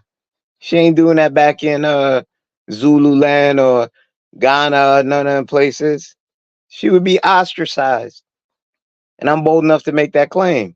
What what bad relationship you had that like one of them African movies, somebody done did you dirty and went somewhere else with another woman. That's why you talking. I don't feel I need to take a man's name. So you don't feel you don't need his provision, you don't need his protection, you don't need nothing from a man. Because that woman, okay, give her that. Give her an inch, she takes a mile. What else? What's next? No, I'm not cooking for you. No, I'm not cleaning for you. And it's sad because she's African. They have more traditional values than most Americans by far. And to hear that is like, who are you around? As for the name not straying too far off the point, I think it means something. Especially if you cleave and you're religious. If you're not, I get it. But if you're obedient to the words, I think you need to be obedient. You can't change it to fit your narrative. I agree. Hank? Yeah, King, I can't agree with what you just said, but I'm sorry. Um, Look, we gonna become one on everything, and I mean everything, and we're not becoming one on some things. You want to be entitled to my money and the benefits and my assets and my in my real estate or any acquisition or stock I may have. You all for becoming one on that. You want to be the beneficiary on that. You want to have say so on that or have some type of access to that, but you're not willing to change your last name. No, ma'am, that's not how we're gonna roll. We're gonna become one. We're gonna become one. You give me your body, but you won't take my last name. No, that's not gonna happen. So I don't know if you're a man and you are accepting of that yeah, that makes no sense to me at all. I don't care how much paperwork it takes. I don't care about how much it costs. It shouldn't matter. It shouldn't matter at all. We're one. We're one. Now ownership, I'm not with all that ownership. I don't like when I hear them call owners in an NFL. I can't stand that shit because that takes me somewhere else. But we belong to each other. And so I'm gonna bless you with my last name. I'm going to bless you with it. So let's go down to the license and bureau and get them paperwork changed and make it all the way official. Don't play games with me. Hank, I love that perspective. Well, hold on. Let's yeah, so do I. I mean, I have the same thing. When I got married, I didn't even know when my wife changed her name. She just did it. Right? It was expected, but I wasn't even a part of the process. I mean, her name was changed to my name so fast, like she put the paperwork in before we got married. Now, listen, I got daughters. If one of my daughters came to me and she was getting married and she told me she didn't want to change her name, I would tell her, you change your name to that man's last name. Because you don't know that for me, I'm pining for one of my daughters or both of them to get married so I can have somebody covered. So I don't have to keep doing it. You know, I want them to be covered by somebody, and you got to go all in. Now, listen, I mean, you could make your own individual choice because just a lot of men are doing that these days. But that's just a stepping stone for when you get married to a woman, and all of a sudden her contract to you with sex is broken. Oh, you know what? Yeah, maybe I said, you could have access, but I changed my mind. You got to be rewarded for that. So now she's using sex as a reward or punishment. So I'm just thinking, if you're going to get married, you need to go all in or don't get married. right? Listen, I listen to, I'm gonna land it here. I listen to Ebony K. Williams again. She's back at it, right? She doesn't want a husband. She wants a partner, but she doesn't just come out and say that I want a partner and a companion at a certain level. And it makes sense to me. But she just doesn't really she never says husband. So with her, I said, why don't you just write a partnership agreement? Just get a partnership agreement title, partnership agreement. You do this, you do that. You know, we bone each other 3 days a week and all this kind of stuff. And you live here, I live there, and we could be companions. I mean, that's what she wants. And there's ladies out there, so I'm saying, you know what? That might be the solution. Because some people should not get married with all these compromises. Because once you get married, you're really in an uncompromising position because y'all have to become one. Now, as far as a pastor, sometimes these religious people make me sick, right? When they start using word like ownership and all this other horse shit. Listen, I just looked up in the Bible. Does the Bible say you own the woman? It kind of doesn't say that kind of word, right? The woman cleaves unto you, but she doesn't say you own her. The connotations of that it just clouds the message. It depends on what translation you read, but there are some translations that do say that you own a woman, or you own her, yeah, you're right. Meaning Hey, you have how dominion. accurate is something that can be translated multiple ways. That's the thing. But what I'm just trying to say, when you talk to black people about ownership, we go to a dark place. I just you have to, there's religion, there is your relationship with God. Again, someone said it, if you're going to fight with the foundation, then it's not going to work. I think maybe James said it. If you're going to fight with the foundation, it's not going to work. And so if you're getting married and you're getting married under God, what is God's foundation? Like, what are people doing when they do that? They just freestyling. Freestyling. Yeah, like if that's what you're going to do, then you have to adhere to the foundation that he set. And that's what he said. The man has dominion over you. The man has ownership over you. And ownership is a harsh word, but there are a lot of other words that you can use, like covering. My dad covered my mother. Did he own her? He owned up to doing what he needed to do to cover her. He owned up to being a father and covered us as children. He owned a home. He owned things that allowed her to be a feminine woman. I think we get too emotional about these like words and stuff because it's just like train. People like I'm in the Navy, so I'm property of the Navy. The Navy owns me. You know what I'm saying? So when you work for your job, they own you. They're giving you your check. You know what I'm saying? So they NFL, they call them owners. That's like Hink said. You know what I'm saying? Like you belong to them. They do own it though, because they do own this kid. It's a chain of command in the military. If you going out to the battlefield, it's up to your leadership to get your ass back. If they don't get your ass back, I'm not arguing with you. I know where you guys are coming from. I'm just saying, who are you trying to reach? That's all I'm trying. If it doesn't matter, listen, we're black people. The word ownership has a connotation to us. I mean, it just does. If you want a few black people who are already saved to understand your message, great. If you want to fish and bring more people in, sometimes you could use words that that doesn't alienate people. That's all I'm saying. Because everybody is not on the same level. There are baby believers. There are people that have been in the church so long that they have adapted to the ways of old, and not to say that old ways are right. Sometimes they're outdated. And so again, there are a lot of different translations. You don't read the word ownership. You don't have to.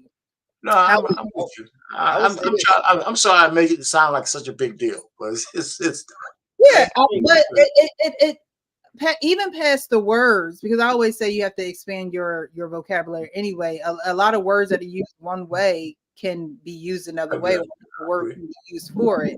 The bottom line is, what do you have a heart to do? Do you have a heart to be under the ownership of a man, or do you not want to be under the ownership of a man? It's dependent on your audience. Some people say hair ownership, they think you missed it in color purple. Other people other people see it as like, okay, let me see the poetic inference about it. How are you saying it? We Like got the I can friends. easily say that I want you to submit confidently to me. That's you vowing ownership to me. And I'm saying I'll do the same for you so we can be equally yoke and cleave. It depending on the air of your audience. Oh, you ain't gonna tell me that. And that's another thing about nowadays women. If depending on how you say, you can't tell me that. I make the rules. No, no, no. We're Well, so far. if It's someone like is we're using it, freestyling. if Huh? someone is using it outside of what God used it for, then yes, you can. A woman can say, "Oh, you're not going to say that to me because you don't own." But if That's you fair. know that someone like the pastor said, if the man is led or owned by God and the woman is following that man, then she's not going to have a problem with that word. She's not going to that's not going to be something that's going to scare her off. It's going to be like, "Oh, okay, you got the foundation right. It checks off. We good." But women don't have that foundation, and there are some men who don't have that foundation. So some men go off talking crazy, and it's like, who you submitting to? Who do you answer to? What's going on with you?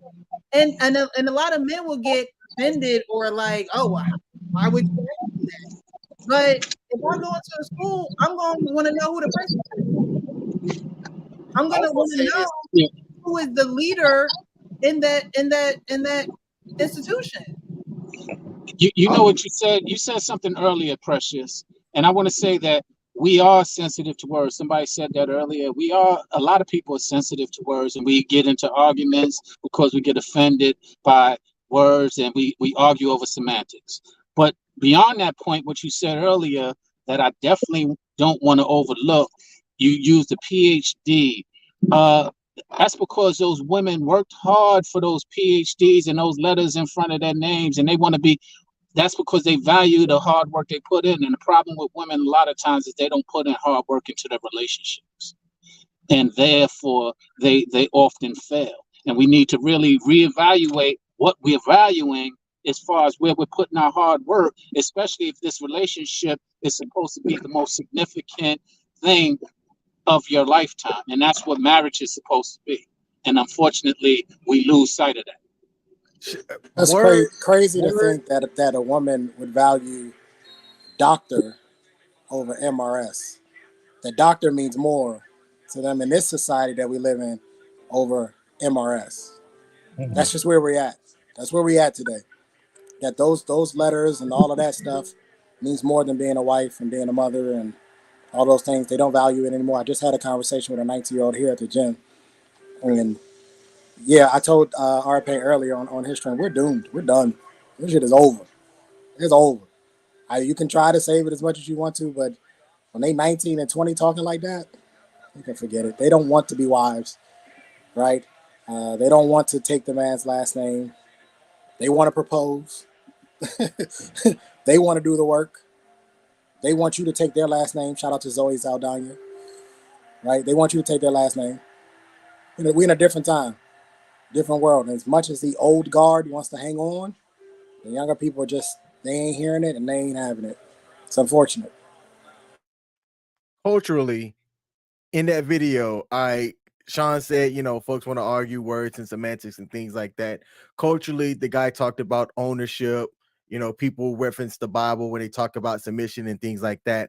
I'm not a Bible scholar, yet I'm curious. Culturally is where we talk about women taking men's last name, right? And how culturally that signifies something. Where in the Bible does it say that the lady's supposed to take the man's last name? I did a quick Google search. I don't see it. Well, they become one. The man was here first to be a helpmate to the man was here, the woman was to be a helpmate to him. And so when he leave and cleave and they become one, do you think he's taking her last name? Or, Why does anybody have to is take there anybody's order? last name? There's always an order. So the way it was taught to me is when the way that things are presented in the Bible, that's the order of it. So when most things happen in reality and you do reference the Bible, then it's, are you in order or are you going out of order? Right? And so man was here first. The Bible tells men to leave and cleave, and for the two to become one. Now, if the man is leaving his home and he's going to find a wife, right? He has his last name. The woman has the last name of her father. If they're becoming one, then I don't believe she's keeping her father's last name. You gotta think about it too. It's a culture shift. So back then, a lot of them didn't have last names. Last names are fairly new, so that's why they say you was the son of this person, the son of this person. So to give their lineage. But then later on, when last names became more relevant, that's when people started taking last names and things like that. So they would say Precious, the husband of blah blah blah. So that's kind of similar to somebody giving a last name. It just was a cultural shift that happened thousands of years ago. Last names, I think, is like a couple hundred years, probably maybe 1,000 so years old. It's not a new terminology. Just like the J is new and stuff like that too as well. Doesn't the Bible call for women to be submissive? There was a time where in the 50s and the 60s and the 20s where you had to say Mrs. John Smith. When you was labeling talking about the wife, they would have to say the first name of the husband, and you put Mrs. on there, and you say Mrs. and Mrs. John Smith. You know, that's just the way it was. Look, if they don't, if a woman sit there and say I don't take your last name, how do I know who you are? How would you're no different from that single woman that we always known you as? In your house, you will know. Y'all will know. No. It's not for me to know. Well, then, King, if that's the case, if that's the only reason why we're getting married, just for me to know, that don't mean shit. Then what's the purpose of the ring then? Isn't the ring to signify that she's married? Troy, I've seen women wear rings just to be wearing them. I understand that, but I'm saying if I see a woman with a ring on, don't you naturally assume that she's married? You can't in 2024. You want to just assume that? You can't. It's interesting. Both of y'all making great points. I see women wear rings just to keep people away. They don't want to talk to nobody. That's what was a reason. Like, what? You wear a ring? King, to your point, it's not in the Bible. It's not in the Bible. However, it does say that the wife is supposed to be submissive. So if his leadership says for you to change your name, you can change your daggone name. And that's a relevant point. And to be honest with you, it's women take a lot of things conveniently. And what I mean by that is that part of the reason and the design of the name and claim is to know that you're under somebody's protection, that you're under somebody's provision. And see, that's what they miss conveniently when in fact until they're in danger or until they need that protection. And that's what we're so far removed from understanding the roots of where some of these things are to where we can't make no sense of it anymore. How involved is the government in this last name thing? Very much so. It was U.S. based. Entirely. It was called coverture, and it was just a way of identifying. There's so many people. You just gonna go by first names with billions of people? No, that's not gonna make sense. But the traditional value of it speaks of it in different terms because you're cleaving to somebody. So that's like a poetic inference. Okay, she is mine. We are cleaved. We take a name. It's called coverture. But as far as I researched that, it's like Western based. I knew you jump brooms. I knew there were marriages made, but as for the transition of names, it's just a norm. It's not a norm or standard, but if you say you conform to something, unless King, you say you're not religious, are you? Or are you not? You're not? You're atheist? You don't believe in nothing? You're on mute. Yeah, so I grew up Southern Baptist. In my 20s. Right. As I traveled, I started questioning things. So I believe that I'm atheist. I don't have a certain You're non-denominational or atheist? Atheist. I don't believe anything out there like exists. Okay, that's a whole different story then. But okay, respect that. So I can see where some of your views come from. You're moving in the ways of logic, and that could be respected because you could stand the debate as for, okay, I don't see it your way, and I shouldn't be demonized for it, and I can respect it. Yeah. I don't, down anything, anyone's belief. I support what somebody does for them. I just say it's not for me. Got you. That's fair. So King, what happens when you have kids?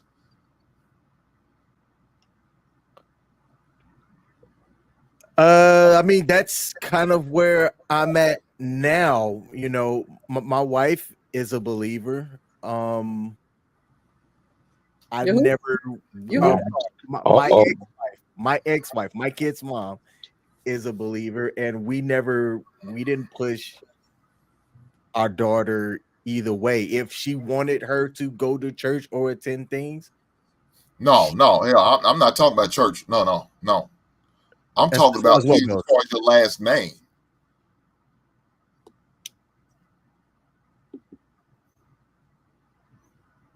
God damn, King. Hell no. Hold on. I'm trying to make the connection. My daughter has my last name, but she also, my wife did too. You know what I'm saying? But listen what you said. Remember, you was going off the premise of you don't care. 2024, you don't care if the woman takes your last name. So if she has a child, she said, well, my child not going to have your last name, King. I don't like it. I think it's corny. I want my child to have my name. Are you okay with that? Yeah. Hell no. Hell no. You gotta get a DNA test. No, you're not. No, you're not, King. No, you're not. Why does that? Why are you okay? I'm saying hell no. Why are you okay with that? King, you a different breed. Right. That's why I'm asking him why. What's your thought process behind that? Why is that okay for you? For me, the name doesn't matter. I don't like my born name wasn't King. I changed my name in 2013 legally to King Smith. So many people had an issue calling me by my new name because of what it was. If I would have changed my name to Charles, I don't think people would have given a damn, But the fact that it was King, people were like, I ain't gonna call you King. I'm like, call me dipshit for all I care. You know what I'm saying? I don't have my old name though. The importance of having that last name, if that was my kid, let's say if my wife kept her maiden, my ex-wife, goodness gracious, if she kept her last name and we had our kid and she left it as what her maiden name was, okay, that's not important to me. How the house is ran is important, but the name's not. Yo, King, no disrespect. We had a discussion the last time we was up here, and you explained you parting ways amicably. There's a lot more vegetables in that alphabet soup. You know that, right? A lot more vegetables. You said your ex-wife is a Christian, correct? Yes. And during your marriage, you weren't. Correct. The math is mathing. I'm not understanding you. He's basically saying that y'all weren't equally yoked. Y'all was on different trains. Okay, a lot of people talk about the equally yoked thing. I'm in a relationship now with a minister. So why you keep attracting these godly women, King, and you don't want to be a god? What's up? Listen, from your energy, you're a good guy. I can see from your energy that you're like a good guy. I as what you adhere to, and then you said you the lady that you're into right now is a minister. She knows your thoughts on religion. We talk about it very publicly on our show, The King and Me. Interesting.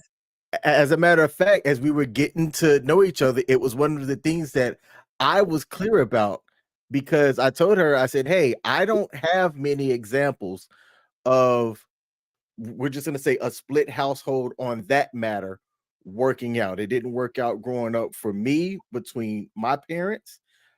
I could not think of any other examples of folks that it didn't. So I was clear to her, about that, and wanted to have an understanding of what she thought about it and how it works for her. And for her, she says this: if I'm pulling her away from her relationship with God, she's easily going to walk away. But I don't do that. I support her and her relationship with God. I support, as she's writing out her sermons and things like that, she'll run things by me as far as how does this sound and stuff.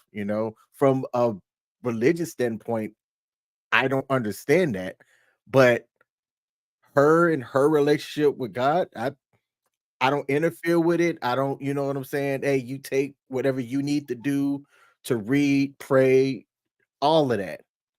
So, King, you just said something that contradicts what you just said. Help me explain. If you don't believe in what she is preaching and she runs something by you and you don't believe in it, if you're giving her kudos on it, you're actually lying to her. I'm supporting her in her beliefs. Just because I don't believe in it, that's not contradictory to my thoughts on it. But I'm supporting her. She had something that she was doing and she was having a block. Now, I'm not a religious person, but I'm like, if she is, the first question that I asked her was, I said, well, have you prayed on it? Because it's what she would do as a religious person. It's not what I would do, but knowing what her beliefs is, that was my first question to her when she was struggling with writing her sermon and everything. I asked her, have you prayed on it? Yeah, but why would you ask her to pray on something you don't believe in, though? Exactly. What That's where I'm she confused. believes in. It's her step in what she believes in, and I understand that. It's not my jam. I would not say, all right, well, the first thing that King's gonna do when he wakes up in the morning is pray, or if I get stuck on something, the first thing that I'm gonna do is pray. But I know that that's her thing. That's her jam. So Okay, ask me. if I don't believe in Bitcoin, I wouldn't tell somebody to go out there and you should invest in Bitcoin, and I don't believe in Bitcoin. There's no that's hypocritical for me to do that. That's Hey, that link King, doesn't work. when you're speaking, I'm getting this vision of this chunky woman that squeezes herself into a medium Lululemon outfit, and she said, "Baby, how I look?" And she ain't gonna like my answer. And Hey, you- so, and hey, you and, and you be well, like, "Baby, you look great."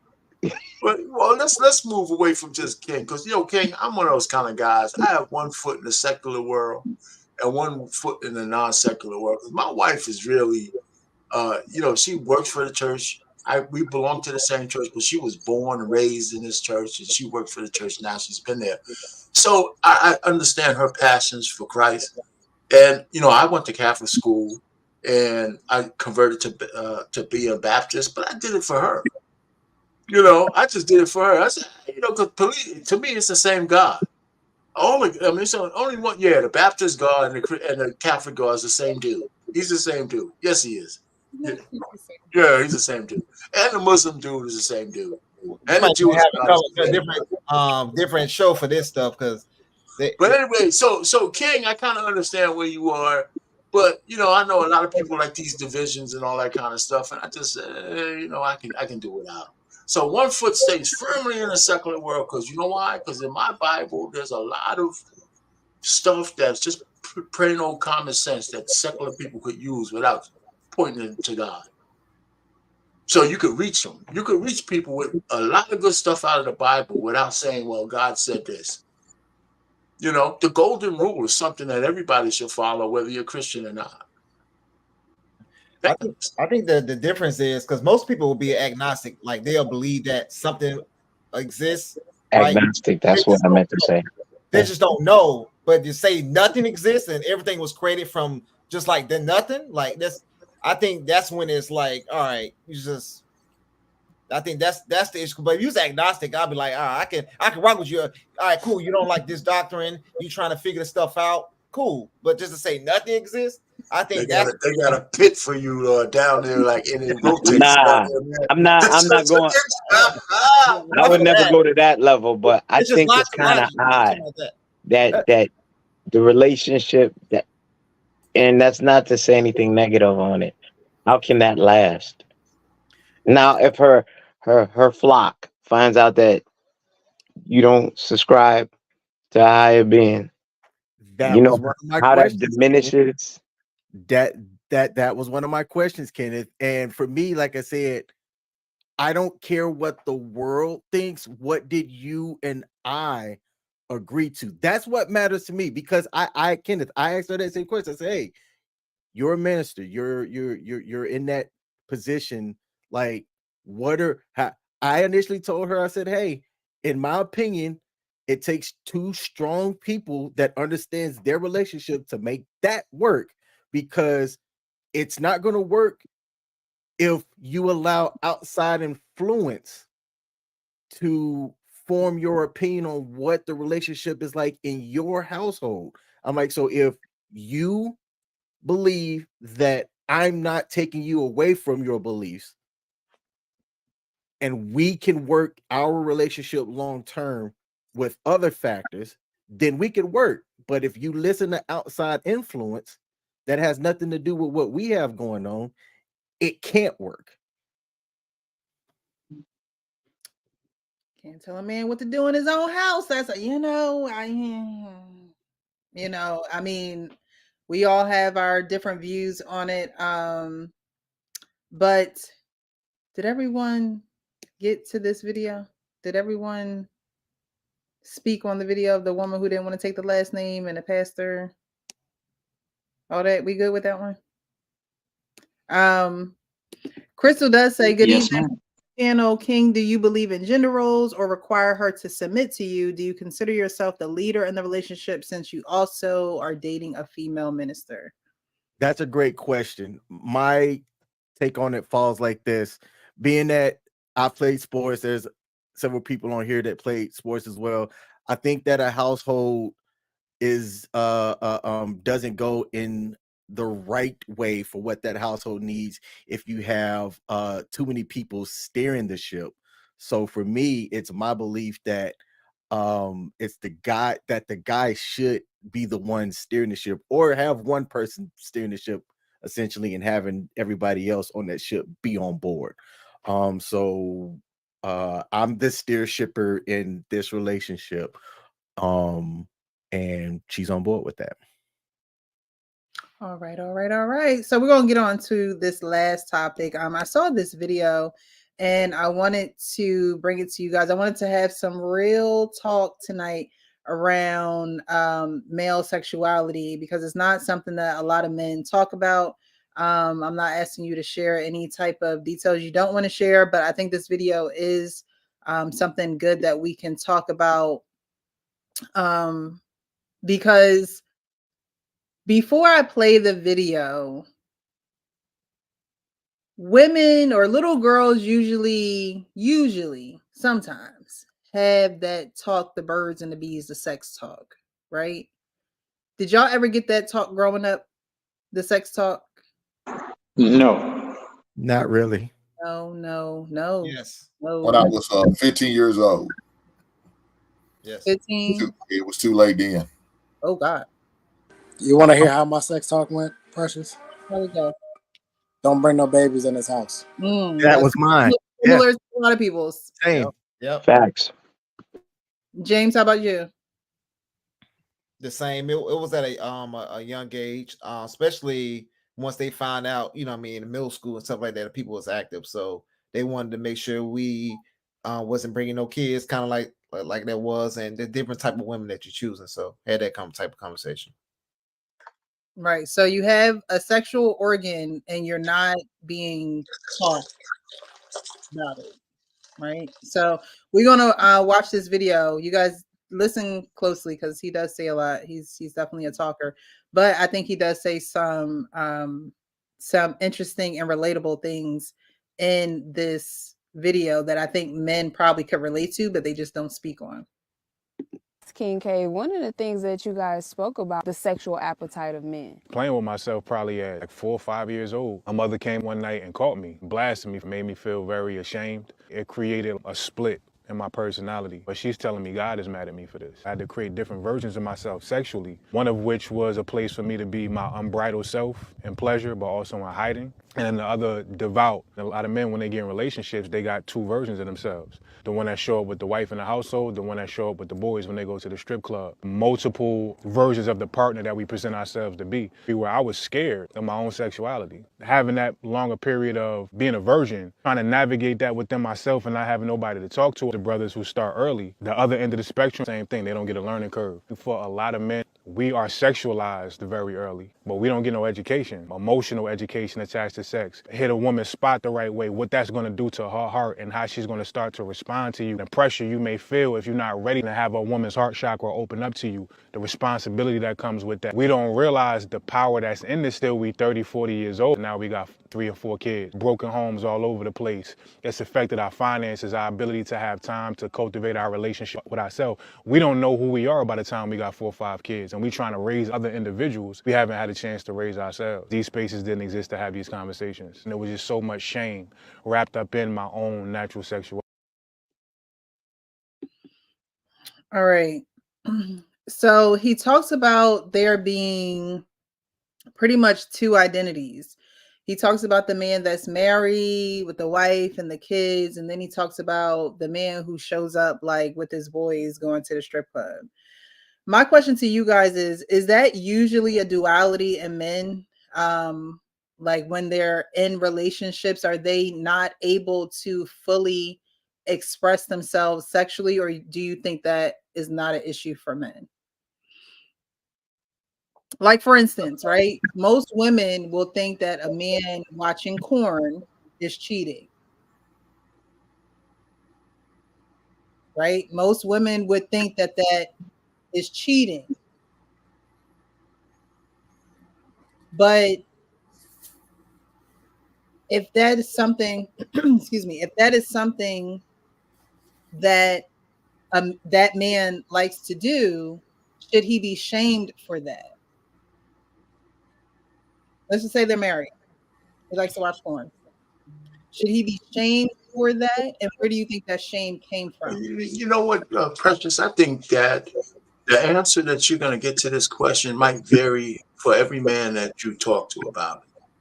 You know what I'm saying? I just I don't know if there's a like the guy in the video. His experience wasn't my experience, right? And I can see where he's coming from because if your mother or your father can put that kind of psychosis on you by the way they treat you. Now, there's some women I know who had like 3 sons, and she'll joke about all the socks you got to clean. You know what I'm saying? That kind of stuff. So, because she knows that naturally that they're going to have a release until somebody teaches them something, right? So that's a different kind of. So I'm just thinking that for me, I didn't really start fooling around with chicks until I was 17, right? That's just because I wasn't one of those select guys, and some guys had I had to go ahead and I got lucky, and the woman I first fell for, she was 20 years old, so she helped me navigate everything I needed to know. So when I went to college, I was ready. But for the fact, I never really had any of these hangups, man. I really haven't. So I don't know. And as far as the porn thing, I just think it was natural for people to look at it. But you can overuse porn, or whatever you want to call it. You could overuse that, and if you're in a relationship, it could damage it in such a way. It could damage you. If you would expect your significant other to be like that. So you got to really be careful with that. So you mentioned the first woman. Is this the first woman you had a crush on, or is No, she was my first. She right? helped me navigate a female's body. But I think if you ask a lot of men, a lot of their firsts are with older women. Yeah, well, she wasn't Meaning, too much older than me, but she was. right? Meaning, are they really being taught, or are they really being kind of like put in this lake of sex and not really knowing what to do? And when they get that older woman, now they fiending for more older women or sex. Period. Yeah, I would say that every man, and it depends on the age difference. Mine wasn't that big. Some women really molested like young guys, but I was 17. She was 20, and so I don't think that difference was that big. But most guys would say that the experience wasn't a negative one. Not for me. We were both of age of consent, right? And she knew more than I did. Did she take advantage of me? I don't know. But did she tolerate my clumsiness? Yeah. Right. So I mean, so you could your first girl could say, "Wow, you don't know where to put it. You this and that." She could damage you. The first girl could damage you if you like you. She makes you feel like a chump. So I mean, it just depends. So my experience was good. So by the time that was over, I thought I was a champ.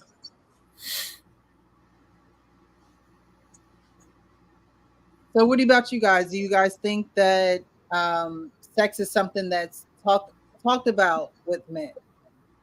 Again, you have a reproductive organ, and Well, I then didn't answer that part. Let me just say, nobody ever talked to me in my family about sex. Not one word. Not one word. Yeah, well, I'm sorry to hear that, Pain. As far as an adult, no, I didn't hear from no adult. We talked about sex all the time as kids. That's what I'm talking about from an adult. Hold on, calm down, brother. I got you.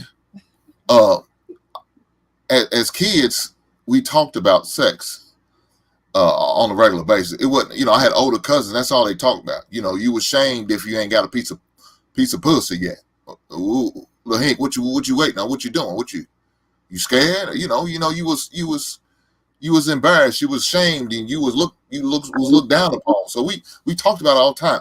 I remember going in the stores and seeing the magazines behind the brown paper bags and shit with the black strip going around it to cover up some stuff. It was everywhere. It was, you used to go into the video store and that back room you can't go in if you're under 18. You understand what I'm saying? So it wasn't like it wasn't there. It's not as prevalent as it is now. Well, I could just turn on my regular television show and get to see some good skinimation. It's not like that. But back then, it was around. You seen it. You just had to know where to look. And so we talked about it amongst peers at school, amongst family members. We talked about it. Man, hey man, I love to, sex her down. I love to get in her pants. It's shit like that. So yeah, it was talked about, but as far as an adult, no. It was. I come from a very religious family. My father's a pastor. Everybody, the other brother was a deacon. Other brother was a pastor. Other brother was a drunk, but he didn't talk about shit until he got drunk. Then his mouth just ran off the guy. He just ran like a goddamn faucet. No telling what you gonna get him talking about. But they wouldn't talk about sex with us because I don't know whether they just felt uncomfortable or whatever the case may be. It just didn't happen. So we had to learn from other things, either like I said, the movies, the grown man movies, or seeing the magazines, or just actually going out there and trying to experience it. So you're seeing the magazine because I'm just trying to. It's wow. It's amazing that an adult didn't talk to you about sex, but it makes sense if your dad was the pastor and you had other people that were religious. That's pretty much what the guy in the video was saying. And I'm gonna play it again, but I'm trying to get a psychological wrap around this. So if you're sneaking to watch these videos and look at these magazines, when it comes to time, so now you're pleasuring yourself in a way, or you're finding pleasure, or you're seeking some type of satisfaction, and you're sneaking to do it, right? So what about the young man who has had to sneak and do that? Then he gets a sexual relationship with a woman, and he can't be completely honest with that woman sexually because he's been sneaking to do things behind other people's backs to not really be sexually who he is. You gotta think about it too. It's a hard conversation to have. Like, especially like think about another man telling another man what to do with his Johnson. That's a hard, like, how do you, okay, so no, James, I think she's talking about with a woman. I think she's Yeah, talking about with a woman. But I mean, that should be Don't come out on us. Don't come out. natural because y'all got the same equipment. But no, but that conversation is hard because you're talking to another man about his thing. It's like, Yeah, men but don't want to talk about that. You got 4 boys. Yeah, but I'm not gonna tell them what to do with their dick. Oh my! But are you going? But you just want to tell them. Well, if you're not going to tell them what to do with it, what are you going to tell them? We're talking about doing sex. Like, hey, son, bend over, do this, and you know. Don't ever say that. Don't ever say that in the same sentence. Hey, son, bend over. Don't ever. You see what I'm saying? You get James, come on, man. We have to edit this shit out. God damn, James, you taking L's today. You can't do that. You know what I'm saying? Like. Listen. I wish that somebody would have told me exactly what to expect and exactly what I'm supposed to be doing, because I pretty much fumbled through my first time, and I was on 3-second bursts. So, and I had no idea what was going on, and I didn't know why, because nobody explained it to me. I didn't know what was going on. So I think it's necessary that you tell young boys exactly what they should be doing, how to do it, and what to expect, and try to describe the feeling as best you can to them. Obviously, you won't be able to describe it in 100% detail, but describe it as best you can. Like I said, I was talked to about sex after I had already had it. We were having a conversation. I think I was probably already on my second or third girl by then, by the time she wanted to have this conversation. So it's something that's missing. I don't know how much it will help, because if you look at the statistics, babies came a lot after they put sex ed into school. Prior to them putting sex ed in school, they didn't have the young teenage pregnancies that they had until they put it in the schools. I'm not sure how much it'll help, but I will tell you personally, I would have appreciated it, the conversation. So, like I was saying, we talked about those conversations. I know James said he's not going to tell a man how. Well, we talked about that amongst our peers, though. Of course, no grown man sitting there telling him, man, it feel good and juicy and all that. No, that wasn't a conversation. But amongst me and my cousins, we talked about how she was wet, how she was a desert, how she don't know how to do this and don't know how to do that. She likes this, she doesn't like it. Who's giving oral, who's not giving oral. Yeah, we talked about all of that. But that's amongst 15, 16, anybody's with no experience didn't have that conversation with us. I mean, you know what's interesting? I can't really speak to the fact of. You said, hold on, Sean, real quick. I'm sorry. You said you were talking about that with your boys, though, right? Yes, my cousin. Right. Yeah. So my thing is, so what I'm saying is, you get in a relationship with a woman don't really know your sexual desires, because you're not speaking to a woman about that. You're just talking to your boys about it, and then either expecting her to know what she's doing or not. And what I'm saying is, you know how women say, oh, well, or men will say, well, she's not sleeping with me anymore, and da-da-da-da. Are these conversations being had about the sexual experience or the lack of, or like, you know what I mean? I don't think people are comfortable having these conversations. Well, Press, I don't know if you remember that day when the young lady was on LaPiva Sunday, I think, a long time ago. And she's talking about, what, I don't care how I do, how I want it. I want it how you want it. But I told her, like I shared with her, no, I'm going to teach you how to please me, just like you need to teach me how to please you. I have no problem with telling a woman how I like it, what I don't like. Mm-hmm. She gonna sit there and say, "What do you like your booty hole leg?" Hell no. You stay away from my ass. Yeah, but do you think doing like, if a man did like it, he would say he would like it to her?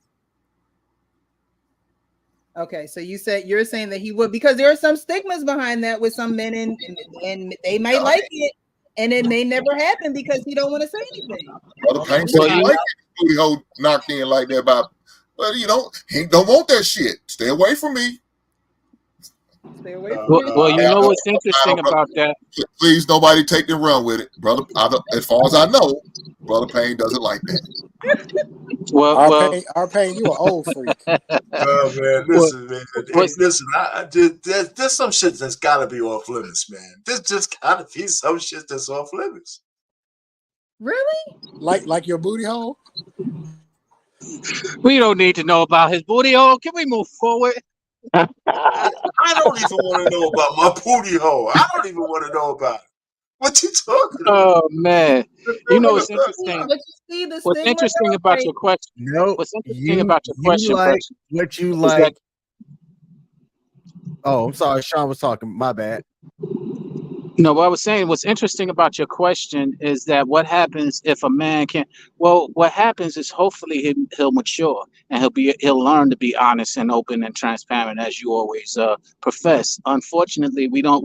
That's a developing thing. That's not something that always comes natural. Secondly, as was stated earlier, I can't speak to what if I had that conversation, but I surely can say I wish I did.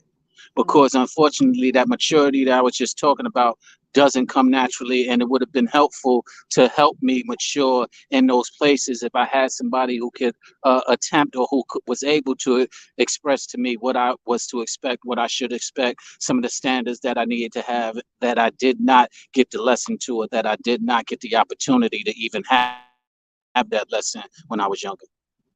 We talk about it all the time, knowing yourself.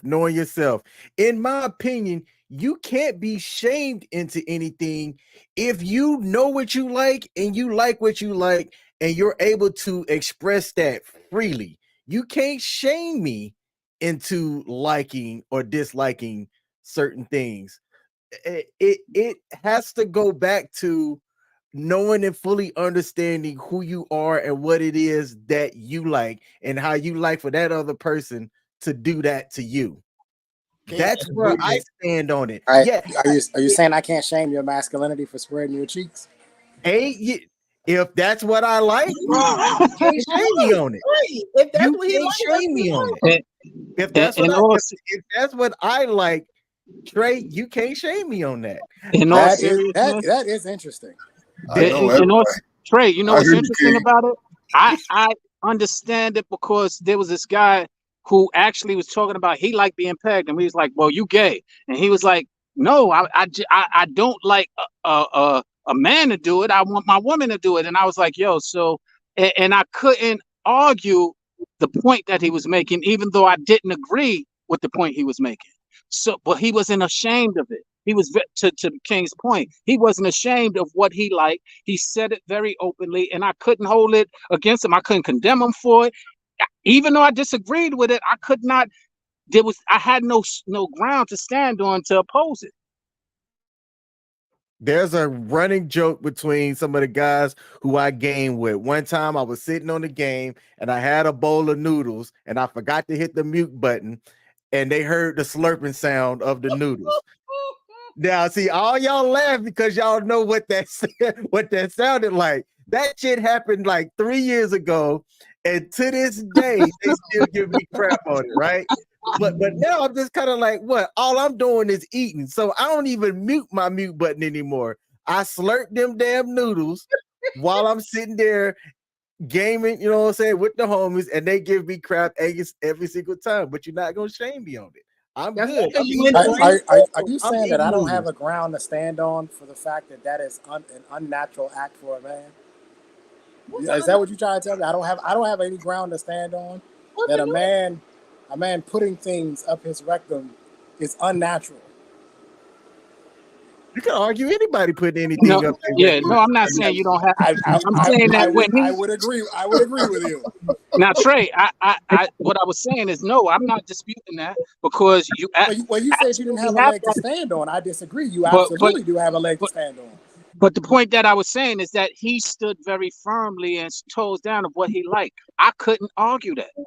I can't say you ain't supposed to like that because I don't agree with it. Right, right. Man, King got a cherry pop. He was swallowed. Man, where is this show going? This show is just taking different turns. See, and you know what? It really sounds like my thing is that I think my experience was the kind of experience that men should have.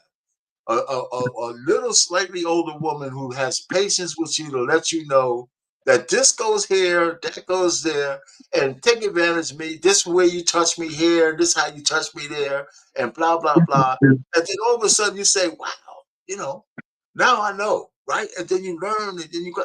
So I think I had a good experience, as opposed to you get to the chick and you fumbling around, and she looks at you and she's like giggling to her girlfriends that you don't know what the hell you're doing down the block. So I think your first experience are important. Right? So now Payne is saying that a female pedophile is okay. No, I'm just joking. But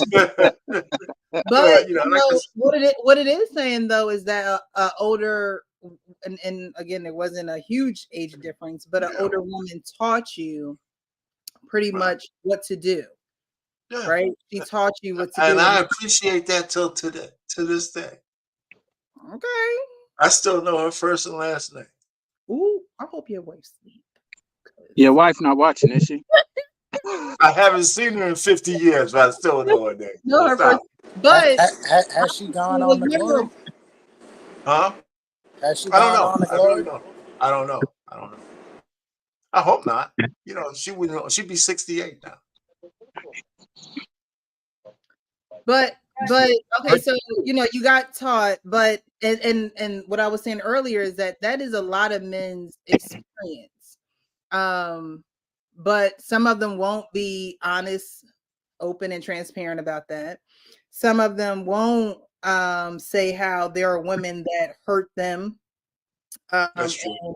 This woman, was someone that they had sex with, and like he was saying in the video, no one teaches you the emotional responsibility that comes with sex. So then you have Pookies and Ray Rays, or you have men who are womanizers and just want to sleep with a whole bunch of women and never really settle down or don't have any emotional connections. And that is something that needs to be spoken to children. And when I say children, I mean young adults, really. When they get into middle school, I think it's middle school. When they get into middle school and they have gym and health, in high school, you need to continue to revisit these conversations, because with social media, any type of outlet, they're going to see it. Yeah, I agree. You got little girls shaking their asses to Sexy Red songs. They had birthday parties looking crazy, and you have people actually recording them. And they're not realizing that the music is demonic, but even from the music is having you shake your body, move your body, gyrate, grind, do all those things are sexual. All those things are sexual. Mm-hmm. And if you're not having those conversations with children, no matter how uncomfortable it makes you, and that's probably why parents didn't talk to their kids, because they felt as though they were going to be uncomfortable, and this is ground I don't want to cover, because why would I be talking to them about sex? I don't want them to have sex till they're 50. Well, sorry to bust your bubble, mama, but when they learn about it, they're going to be curious, because that's a nature of a child. Curiosity.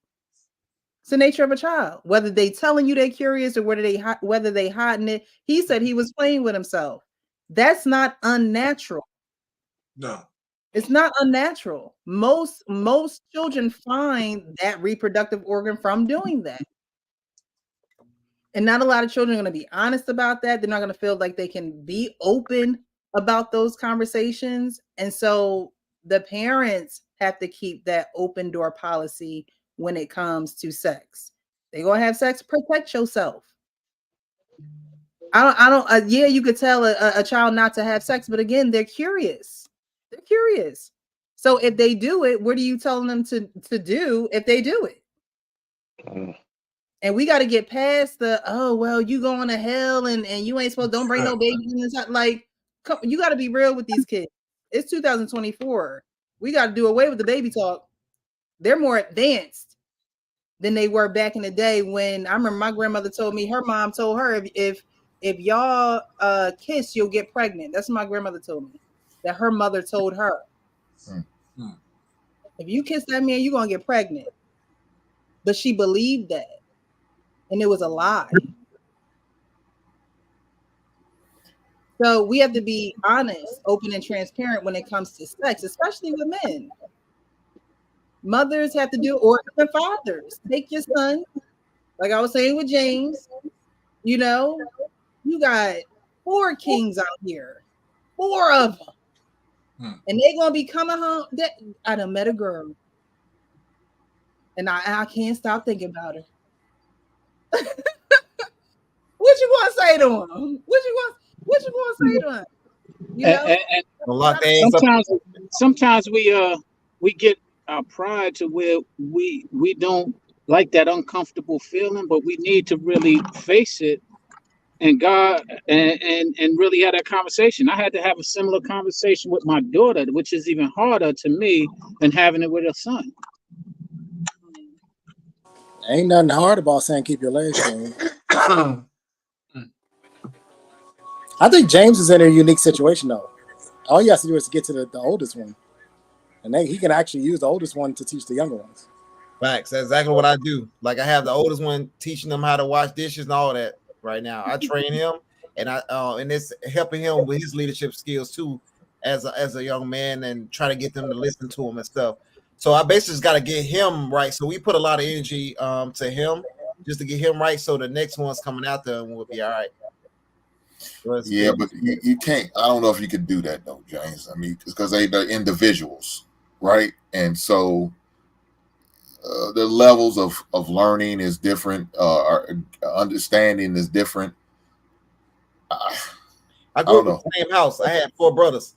I grew up in the same house, just like I'm in now, and I was the middle child. So I give you an example. My oldest brother, he tried weed. He was like, "Hey, bro, don't do it. It ain't cracked up what it is supposed to be." You know what I'm saying? It's not what you think it is. I'm growing up in the hood just like most of everybody else on this panel, maybe. And I didn't do it. I never smoked. I listened to him. You know what I'm saying? He went to college. He had a whole college. Did all your brothers follow that same suit, or did one say, "Man, fuck it, I want to try it, and if it ain't as good as he say, then I'll do it. I won't do it." You know what I'm saying? Yeah, I don't know if they had a conversation, because we was in the car together, and I was seeing he was hiding that he was doing it, and then I seen him doing it, and then he was like, "Bro, don't even much do it." So it was a different conversation. It wasn't like, "Oh, he set us all down," but I get what you're saying. But yeah, it wasn't like that. I caught him doing it, so he told me, "Hey, don't even much do it, bro." And I was like, you know, and another thing, he went to college first. He went to become a pilot, got all his student loan debt, couldn't get a job once he got out. Once he had his degree. So that's one of the things I went to the military, because I was like, why would I get this degree and I can't get a job? That sounds stupid to me. So I chose a different route because I seen the mistakes that he did. And he told me, he walked me through it. Yeah, but you always hear those stories, they did the wrong thing. And guess what? The younger brother doing the same thing because he thought it was cool to be a gangster. He thought it was cool to be in a gang. He thought it was cool to hang out and get all these girls and all that. So the younger brother wanted to do it because he seen big brother do it, even though he said, "Man, it's not what you want to do." But they just see how fun it looks, how interested they are in it. You know what I'm saying? That's what I'm saying. What I say. I know with my son, I taught my son when he was in middle school, 6th grade, about sex. Now, of course, I used the medical terms and I kept it basic. I didn't get more into detail and the more graphic terms until he got, a freshman in high school. But he knew the basics when he was in 6th grade because you have to. And the only reason why I did that, and my daughter the same way, in 6th grade, because as a substitute teacher, we end up catching 2 elementary 5th graders Well, we didn't actually catch them having sex. We call them after they just got done getting themselves together. But we see the old condom on the floor, and they was in the kids only bathroom, so we knew it was them. So they considered, no, we didn't see you in the act, but we seen the ribbons. We seen you was getting together, and why was this young lady in the boys' bathroom? All that details told us, yeah, something went on. So once I seen it, I explored like, oh shit, this is real.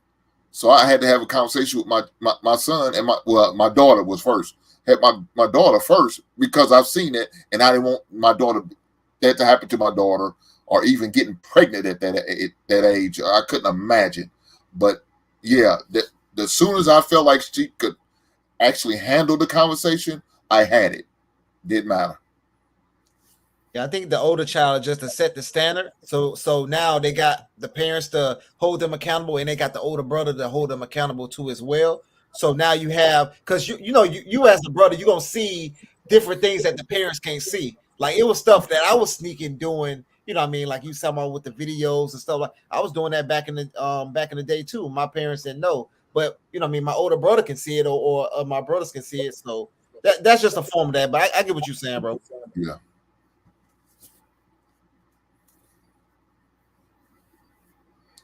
You on mute, Precious. Did everybody speak on this? Yeah, I think so. But did you say? I thought you said something about how sucky the Philadelphia Eagles was while you was on mute. I'm sorry. Everybody didn't speak on the Philadelphia's loss, did they? Nah, that was an upset. This was a horrible loss. It wasn't that big of an upset. You saw the score? Yeah, well, I don't know if it's that big of an upset. Y'all sure know how to kick a person while they down, don't you? That's time to kick, I heard. Wait, Hank, you started the kicking. We just Oh, followed my suit. bad. My bad. I'm sorry. You right, Sean. All right, so we all see how important it is to talk to our children about sex, especially, like I said, for young boys, because it's just not something. Obviously, we see how the sexual liberation, how women are just going crazy about with it, but women are not afraid to speak on it. They'll tell you that they about to go crazy.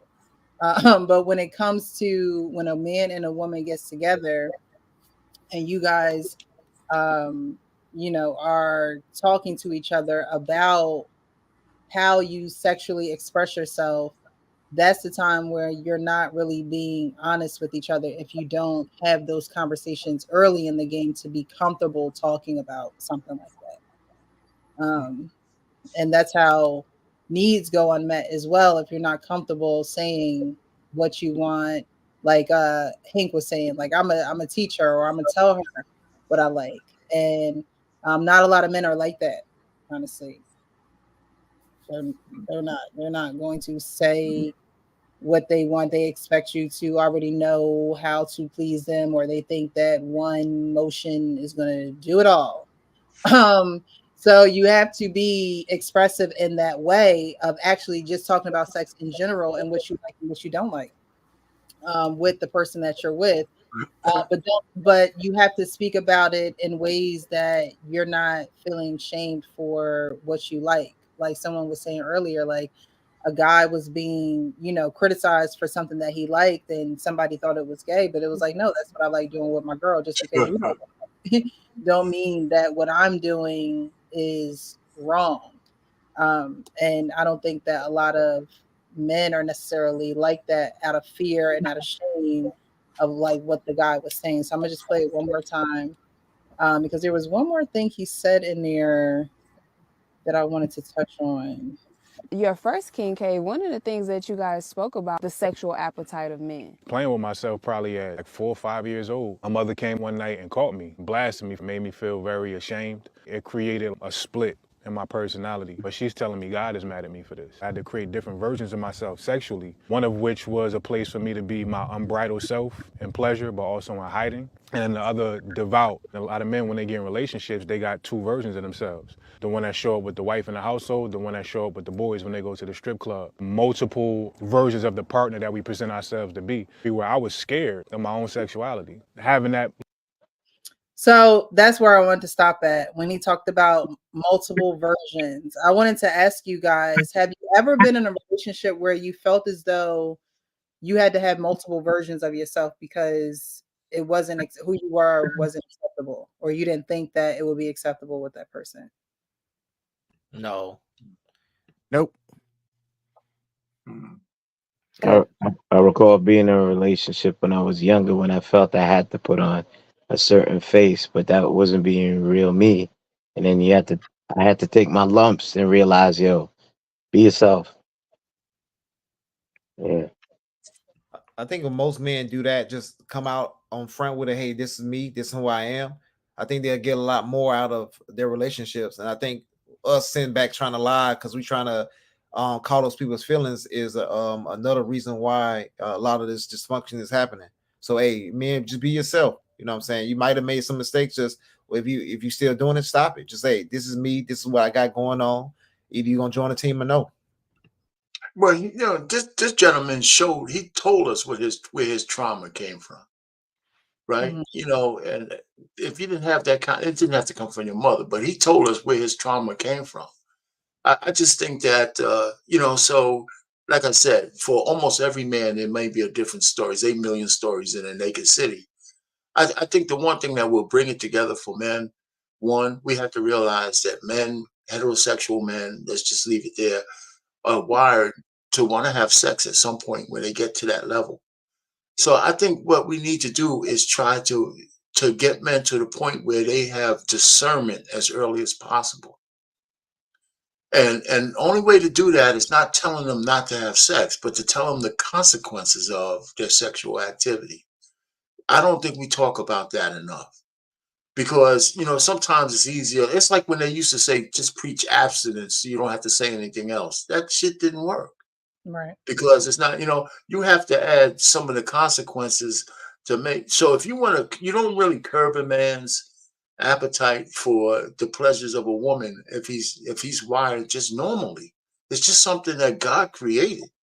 So you got to let them know the earlier you come to the age of discernment, the better you're off. And with discernment can mean that if you raw dog somebody that you just happen to fool around with, you may have an 18 to 21 year consequence where your financial freedom is not yours to a person that you don't even want to talk to. I mean, and I'll just land it there. So I think that's it, because what we know about men is that as you get older, your discernment should rise. But we have a lot of examples of men who should be mature and discerning, blowing it, like a president, like a basketball coach of a Boston Celtics. Mm-hmm. And it's just the Bible's littered with stories like that. So anyway, so discernment is what men need to help control their libido from the standpoint of the consequences of their actions. I don't think we talk about that enough. And that's the reason why you have two different men. You have the one that's at home with the wife, who's a certain type of husband, and then you have the guy who hangs out with his boys at the strip club. He actually hit on something, because I actually have friends that are like that. They're married, but when we're all hanging out, they're a little bit different. Because most of the time they had to repress the sexual desires and the sexual needs when they got married in the first place, right? That's what I mean. Many of them wanted a variety of women. Why? Because he probably more than likely cheated on them when they were in a relationship before they got married. So he was already letting you know that he never really wanted to be with one woman. Now he's married. That doesn't just go away.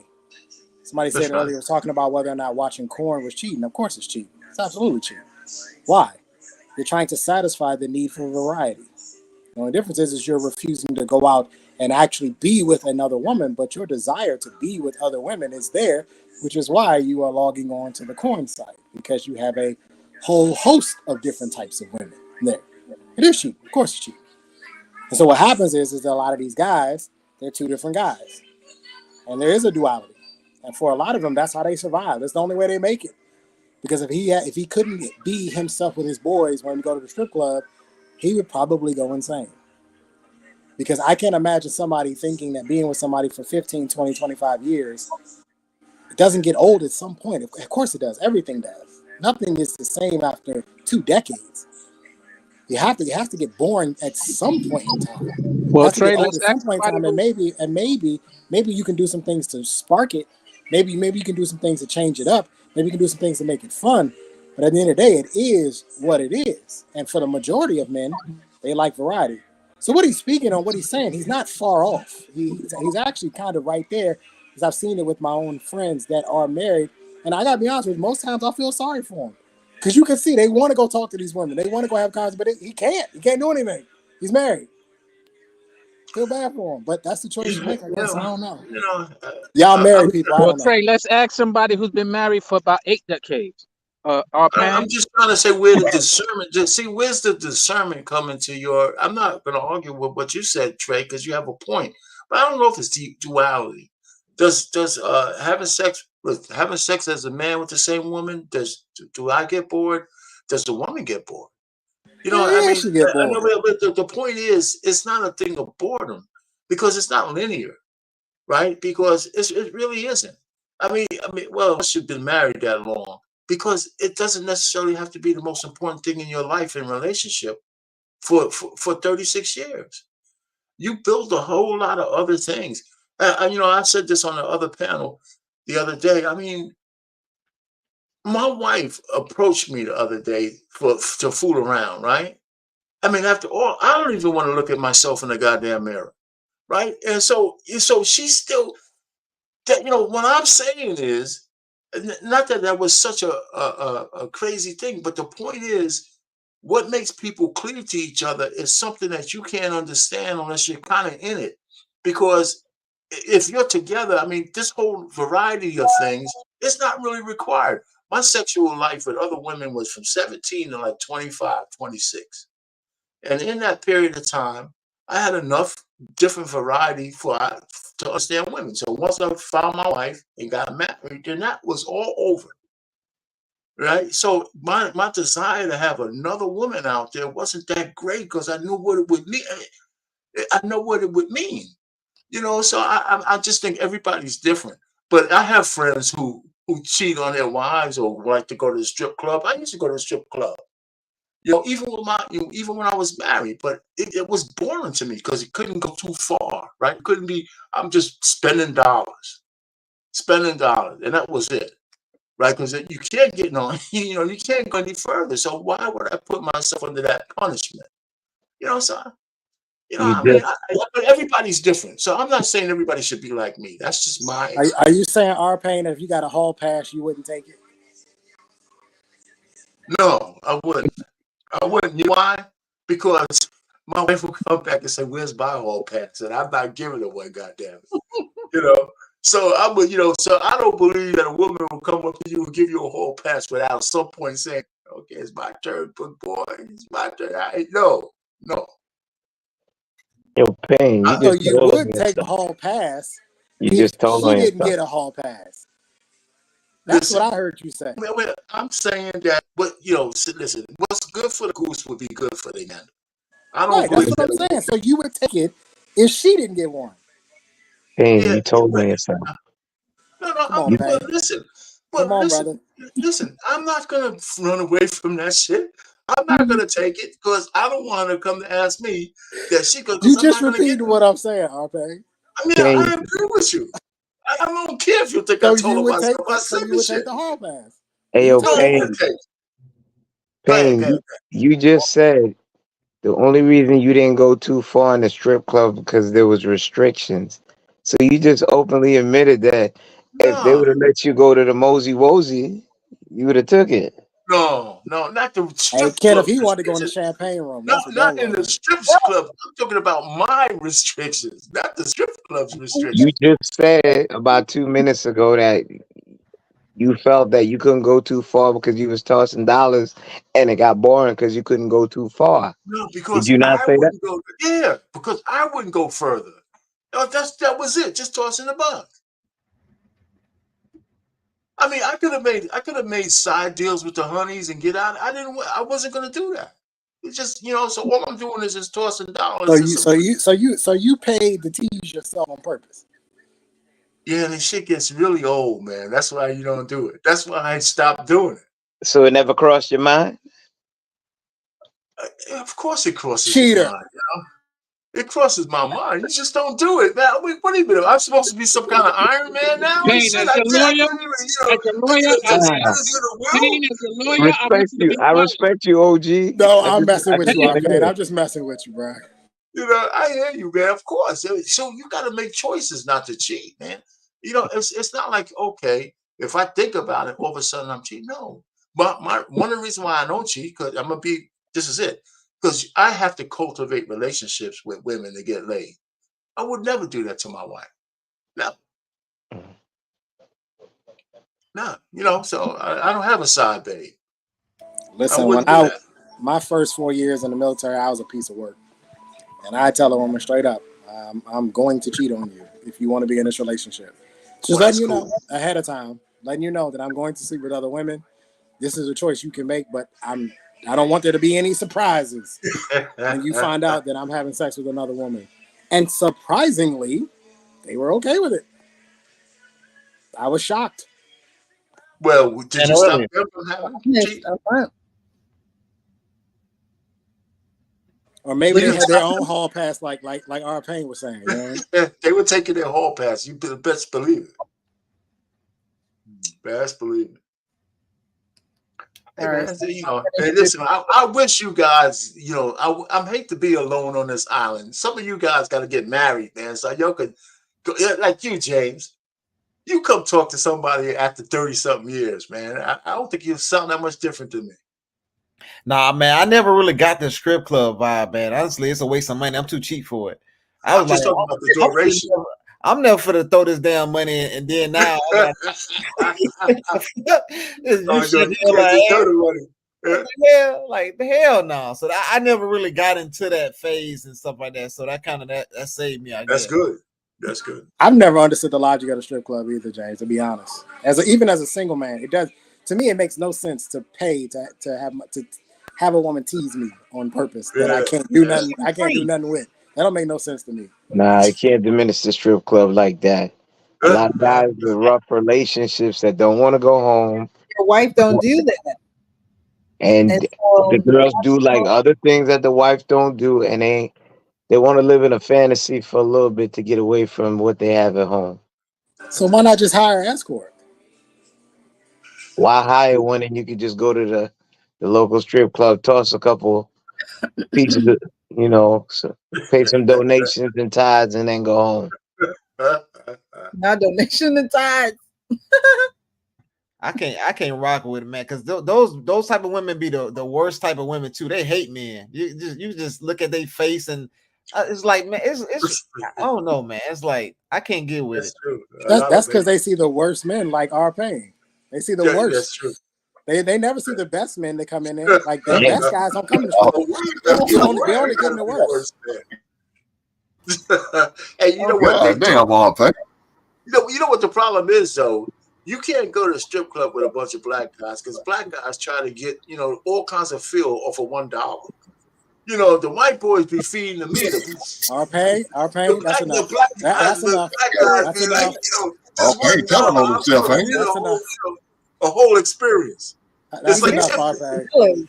It's funny. I went to the strip clubs in my young E1 to an E3 day, right? When I had a lot less money than what I have now. I have more money than what I did as a young enlisted guy, and I can't see myself paying for somebody else's tuition. I can't do it, but I definitely did it, man, in my 20s. I was in there trying to make it rain on my young E2 salary. Hey, King, I was stationed in Alaska. My first duty station was in Alaska. I went to the strip club on my 21st birthday. Okay.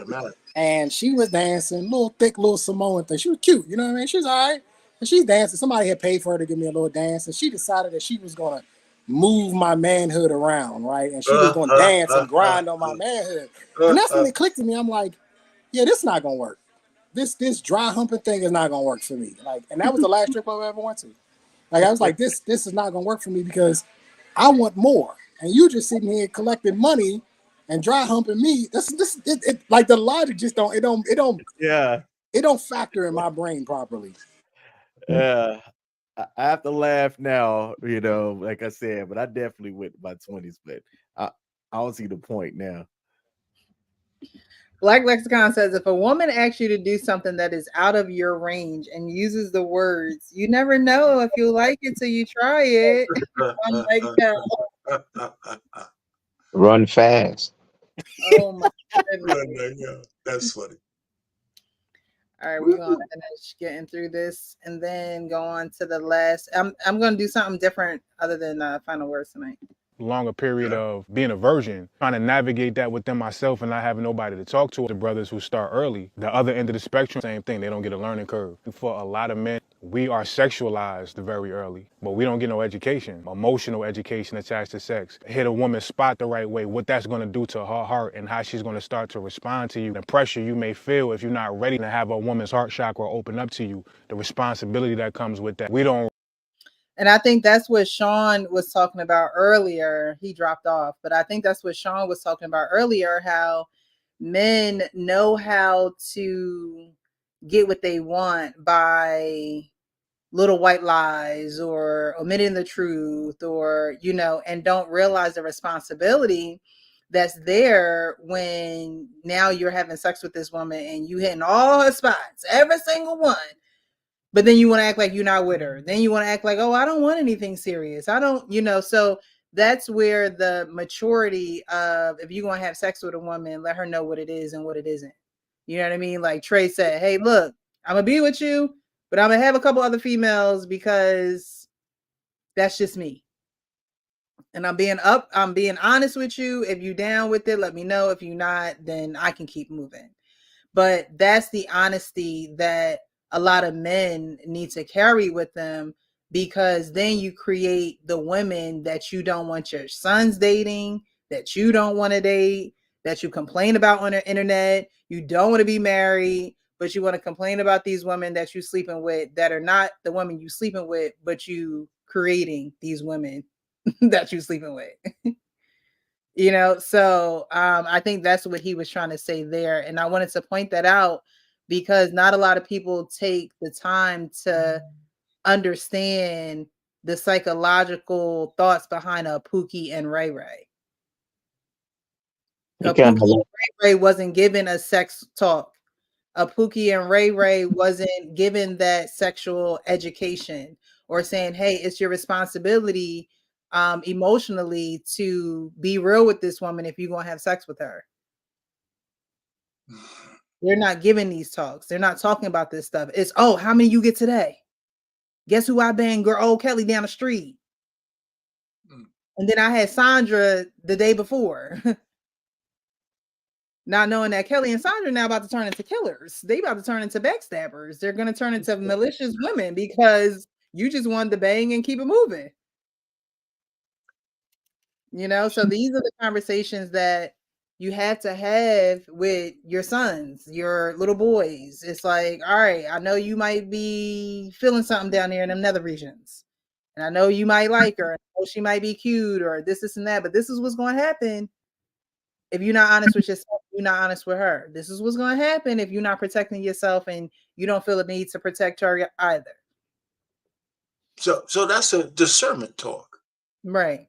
Because again, one of the things that a guy has to tell a young man also is that if a girl, even if you tell a woman and she all the truth that you don't want to be monogamous, you don't want to, whatever word you use, if she allows you to come back more than 2 or 3 times, you kind of own it, man. Guys don't realize women don't invite you back. You fool around. I don't know about the rest of the men on this panel. If y'all had any girls you fooled around with and she invited you back more than once or twice or 3 times, it was all supposed to be casual. It ain't casual no more. Not for her. Not really. Because that first time you miss a phone call, and that's the little hints. I thought you was going to call me tomorrow. She's telling you that she had expectations. Once a woman starts getting expectations, it ain't casual for her no more. It's starting to not be casual. And if you keep seeing her, you know, you even if you don't want to, you kind of take a quasi ownership. Is that word again? Ownership of the situation. Of the situation. I mean, you really do. You know, so I that's why I try Arpane, to you know what I'm about to say. just say it. Say it. You out of touch. No, I'm not out of touch.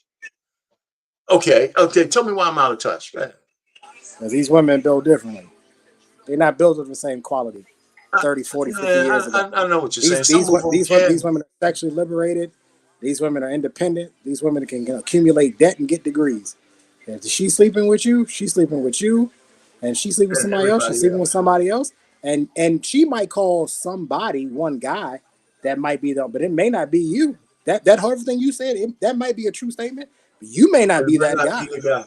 You may Okay, not be the guy. I'll grant you that. I'll grant you And that. she'll still sleep with you while she's telling the other guy, while she's asking the other guy, what are we? I want you guys, Right. if you ever guys can ever find this video, it's a I, video I, of a yeah. white couple. The white girl says that she was in the bed with her man. Her side piece called, she got up in the middle of the night. She went to him. She said she had to go to the store or something like. She made it some cockamamie story. She went to him. They had sex. He finished inside of her. He came home. She came home to her man. They started to have sex. And he gave her oral. And she did not take a shower at all. She didn't clean up at all. These women are built differently, brother. That's what this one when I say you guys out of touch. And here's the thing. They're proud to tell the story. I think, 40, 50 years ago, this story would have never got out. Right? They would have never told this. But now they are proud to get on social media and tell these stories because the attention, the validation, and the acceptance is there now. People are going to tell her, you go, girl, and yeah, girl, get the But Trey, men would can have I done the say this? same thing and all that. You know what I mean? Can I? Here's my only pushback because yeah, your apocalyptic story of how women have changed. I still, Apocalyptic. yeah, man, yeah. Because the more women could do what Trey just said, we might as well send an asteroid. Send Because it. I still think that Send there's it. some women who couldn't do what you just said. There's a few women out there who still couldn't do what you just said. I believe that. I'm sorry. I might be out of touch, but I believe that. Arpane, there are women that are in the clubs and are having sex and or giving oral sex in the club and going home to their husbands. I Not know their that. boyfriend, not their friend, their husbands. They're going Yes, home to. yeah, but it can't be the majority of women. No. Well, I can't quantify. That's all I'm saying because I know what you're saying is true. Well, I But can't quantify, neither can you. I can only yeah, report the okay, news. yeah. So I'm not really disputing the dastardly deeds that women can do. So I'm not going to argue with you. I know that, but I just have some hope left for the human race, man. The days of sugar and spice and everything nice are It's done. over. They're over. I don't disagree. You have to take a woman at face value and what she shows you. And if you don't, you may be in for a world of hurt. Mm. All right. All right. All right. We're almost done this video, and then we're going to go to the last slide here. Realize the power that's in this. Still we 30, 40 years old. Now we got 3 or 4 kids, broken homes all over the place. It's affected our finances, our ability to have time to cultivate our relationship with ourselves. We don't know who we are by the time we got 4 or 5 kids, and we trying to raise other individuals. We haven't had a chance to raise ourselves. These spaces didn't exist to have these conversations. And there was just so much shame wrapped up in my own natural sexuality. All right. And just on that last point, he said, we haven't even had time to learn ourselves, and now we have kids, and that goes in with the kids having kids mantra. Mm-hmm. It's like, okay, you having kids, but you don't even know yourself, and then you're gonna have these kids, and your focus is going to be on the kids that you probably going to start lying to yourself because you're not really clear on you. You're clear on who you need to be for the kids, and then some people are not even clear on that. Because again, you have the Pookie and Ray Rays who don't take care of their kids and just drop their seed irresponsibly and still don't know who they are, but got all these kids running around. But I think that's also too, like, because he said kind of you have to raise yourself. I had wrote in the comment section earlier that his mom was just trying to teach him discipline. So a lot of times guys don't they'll take what a person is trying to do, rather than trying to take the lesson from it, they will take the negative portion of it. Because when somebody correcting you, of course, it's going to be some negative feelings that you have, some negative emotion, but they're trying to get you because you're not ready. So it's kind of like walking on wet cement.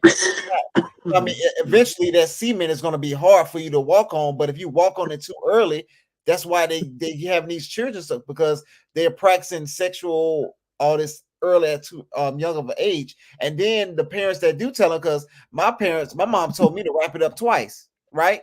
You know what I'm saying? They'll tell me something like that because, oh, you're gonna do it, so make sure you put 2 condoms on so you don't bring no kids into your household. So, but when they go out there, they're gonna still, they're still not gonna help either. So if you're saying abstinence is not right, wrapping up twice is not gonna be right, because normally that doesn't work anyway either. So it's always gonna be a fail. You can say it's gonna be a fail safe on each side, but instead of just taking the lesson, hey, you need to be more disciplined. You need to make sure that you're ready to have a family. You know what all comes in entails with that.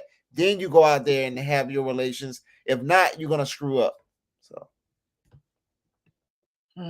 So instead of doing final words tonight, or I wanted you guys to give advice. It's a post that I saw on Instagram, and instead of final thoughts, I figured we do this. It says men who are over 30, and it doesn't have to be men who are over 30. I don't know if I believe everybody on the panel is over 30, but it says give one piece of advice to men who are in their 20s, and it can be about anything. And so I want the closing thoughts to be on that for you guys to just go ahead and give one piece of advice to a man who is in their 20s as we come off of that video about male sexuality. But it can be about it could be anything, or it does have to, you want to stay on male sexuality? It could be about anything, but if you guys want to give advice on male sexuality, you can. So we're gonna start with James, and then we're gonna work our way up and end with the actual King's. I would say the first thing I would tell them is to question everything. Make sure you have a reason why you believe things, because if you don't set that foundation, it's going to be easy to take that away. Just like in the religion or anything, a lot of and I would tell them too. Don't believe what the church say. Read it for yourself, because that took a lot of people away, because they started to realize, like, hey, the church is not teaching what's in here. The people in the church not doing what he's talking about. That made me change some things that I believe from growing up. So you have to question things. You have to seek that knowledge, and you have to put yourself in this time period. You have to learn as much as you can, because when you're in your 30s and 40s, you might not have as much time because you got family, you got other things that you're gonna have to worry about that's going to be pulling you away from. But if you have that foundation of that knowledge, you'll be able to teach and be able to elevate your kids and for the future. Thank you, Kenneth. And thank you for being on the panel, James. I really appreciate it. I know you guys are busy, so I appreciate you. Thank you. Kenneth? The message I would convey is get your finances right, learn more about yourself, stop putting out facades, because this is like that question hit says, if I knew then what I knew now, learn to express yourself, put out in the world what you wish to get back, and rinse and repeat. Thank you. I appreciate you, Kenneth. Thanks so much for being on the panel tonight. Trey, your piece of advice for a man in his 20s. Be responsible with your money. Learn how to invest it.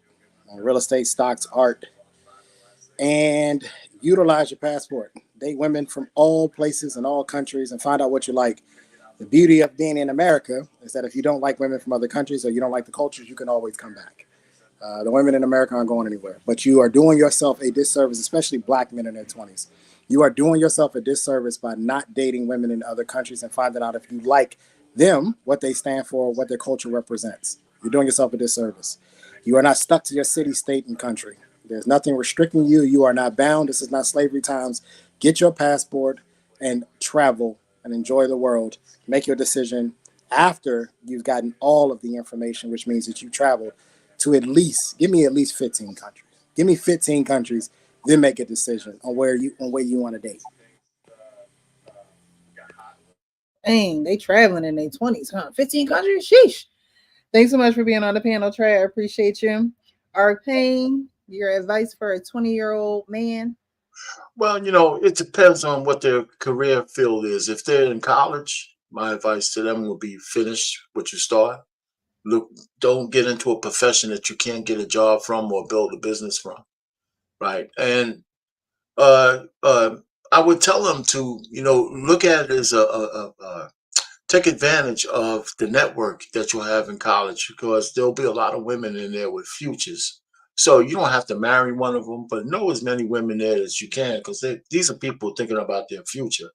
So don't miss the opportunity of that pool of with potentially good women. It don't have to be black women either. It could be any kind of women. It'll be international women. There'll be all kinds of stuff. And make yourself plans. And every 5 years, where do you see yourself? And so, because the goal would be to become a self-sufficient man as early as you can, whether you want to get married or not. What do you plan on doing? If it's a vocation, and you need a certification, get your certification. HVAC, whatever, plumbing, electrician, because you don't have, some people can't go the educational route because it's too expensive. You don't want to be in that kind of debt. So make a plan for yourself. 5 years from now, I want to be at this particular level. You shoot for it. And maybe you'll get there, maybe it'll be higher. I agree with it. If you have money, give yourself 20%. Whatever it is, make sure it's 20%. You could at least invest in yourself besides all the expenses because it's expensive to live these days. Stay out of debt as best you can. That kind of stuff. I would tell them that. And every 5 years, making a reassessment, and if you're ready to expand your horizons at some point and you want to add a wife or somebody in there, make sure the person is willing to be on your plan, no matter where she come from and no matter what race she is. I think that's what we need to start telling black boys now. Don't limit yourself at all. Not at all. So that will be my my little spiel. All right, make the plan and make sure you got somebody that's gonna stick to the plan. Thanks, Arpane. I appreciate you for being here. Thank you. Thank you for letting me up. Bless. Hey, pleasure, gentlemen, too. Please, the actual King Smith, what is some advice that you would give to a young 20-year-old man? I don't know. I think we could just go ahead and send the asteroid now. Nah, I just had that sound effect and I just wanted to play it real quick because I missed the opportunity earlier. My advice is similar to what Arpane said. Actually, I'm not going to waste time trying to add anything more to it. That right there, that plan, that is so solid. Build to the plan, adjust as needed, right? And as you bring people into your life, how does it fit with that plan? Sometimes you might have to pivot and that's okay. But if you can have that plan and have a 5-year plan and a 10-year plan, that guy in his 20s, when he gets into his 30s, typically will look or be a lot more further along from what I've seen and observed is because they actually had a plan and they created action tasks and stuff around that plan. Those that didn't aren't quite where they wanted to be. So it's the same as our pain. That's all I've got. All right. Well, I appreciate everyone who has joined us, whether it was on Facebook, those connecting pages that I see. I appreciate everyone for dropping in, your comments. I see y'all in the chat. Y'all have been very, very opinionated tonight. I've seen a lot of different comments in there. But I appreciate the participation. I thank you guys. Again, I will be taking a 21-day fast from social media. So it looks like we have 2 more Mondays in this month. So what I'll do is I'll finish out this month with 2 more shows on Monday, and then going into February, because you know that's our month anyway. I'm taking a break. I'm about to shame you, Precious. I'm about to shame you. Don't you come back here with no do-rag on, talk about peace and earth blessings to you all, good gentlemen. I'm not. No, I'm not. But yeah, we'll finish out this month strong. So on the 22nd and 29th, we'll have 2 more shows, and then February, I'm out. I'll be back in March though. Okay. I'll be back in March. So guys, thank you again. You know how I always close out my shows. I always say, be real with yourself so you can be real with others. You guys have a great evening. Happy Tuesday. Good night, fellas.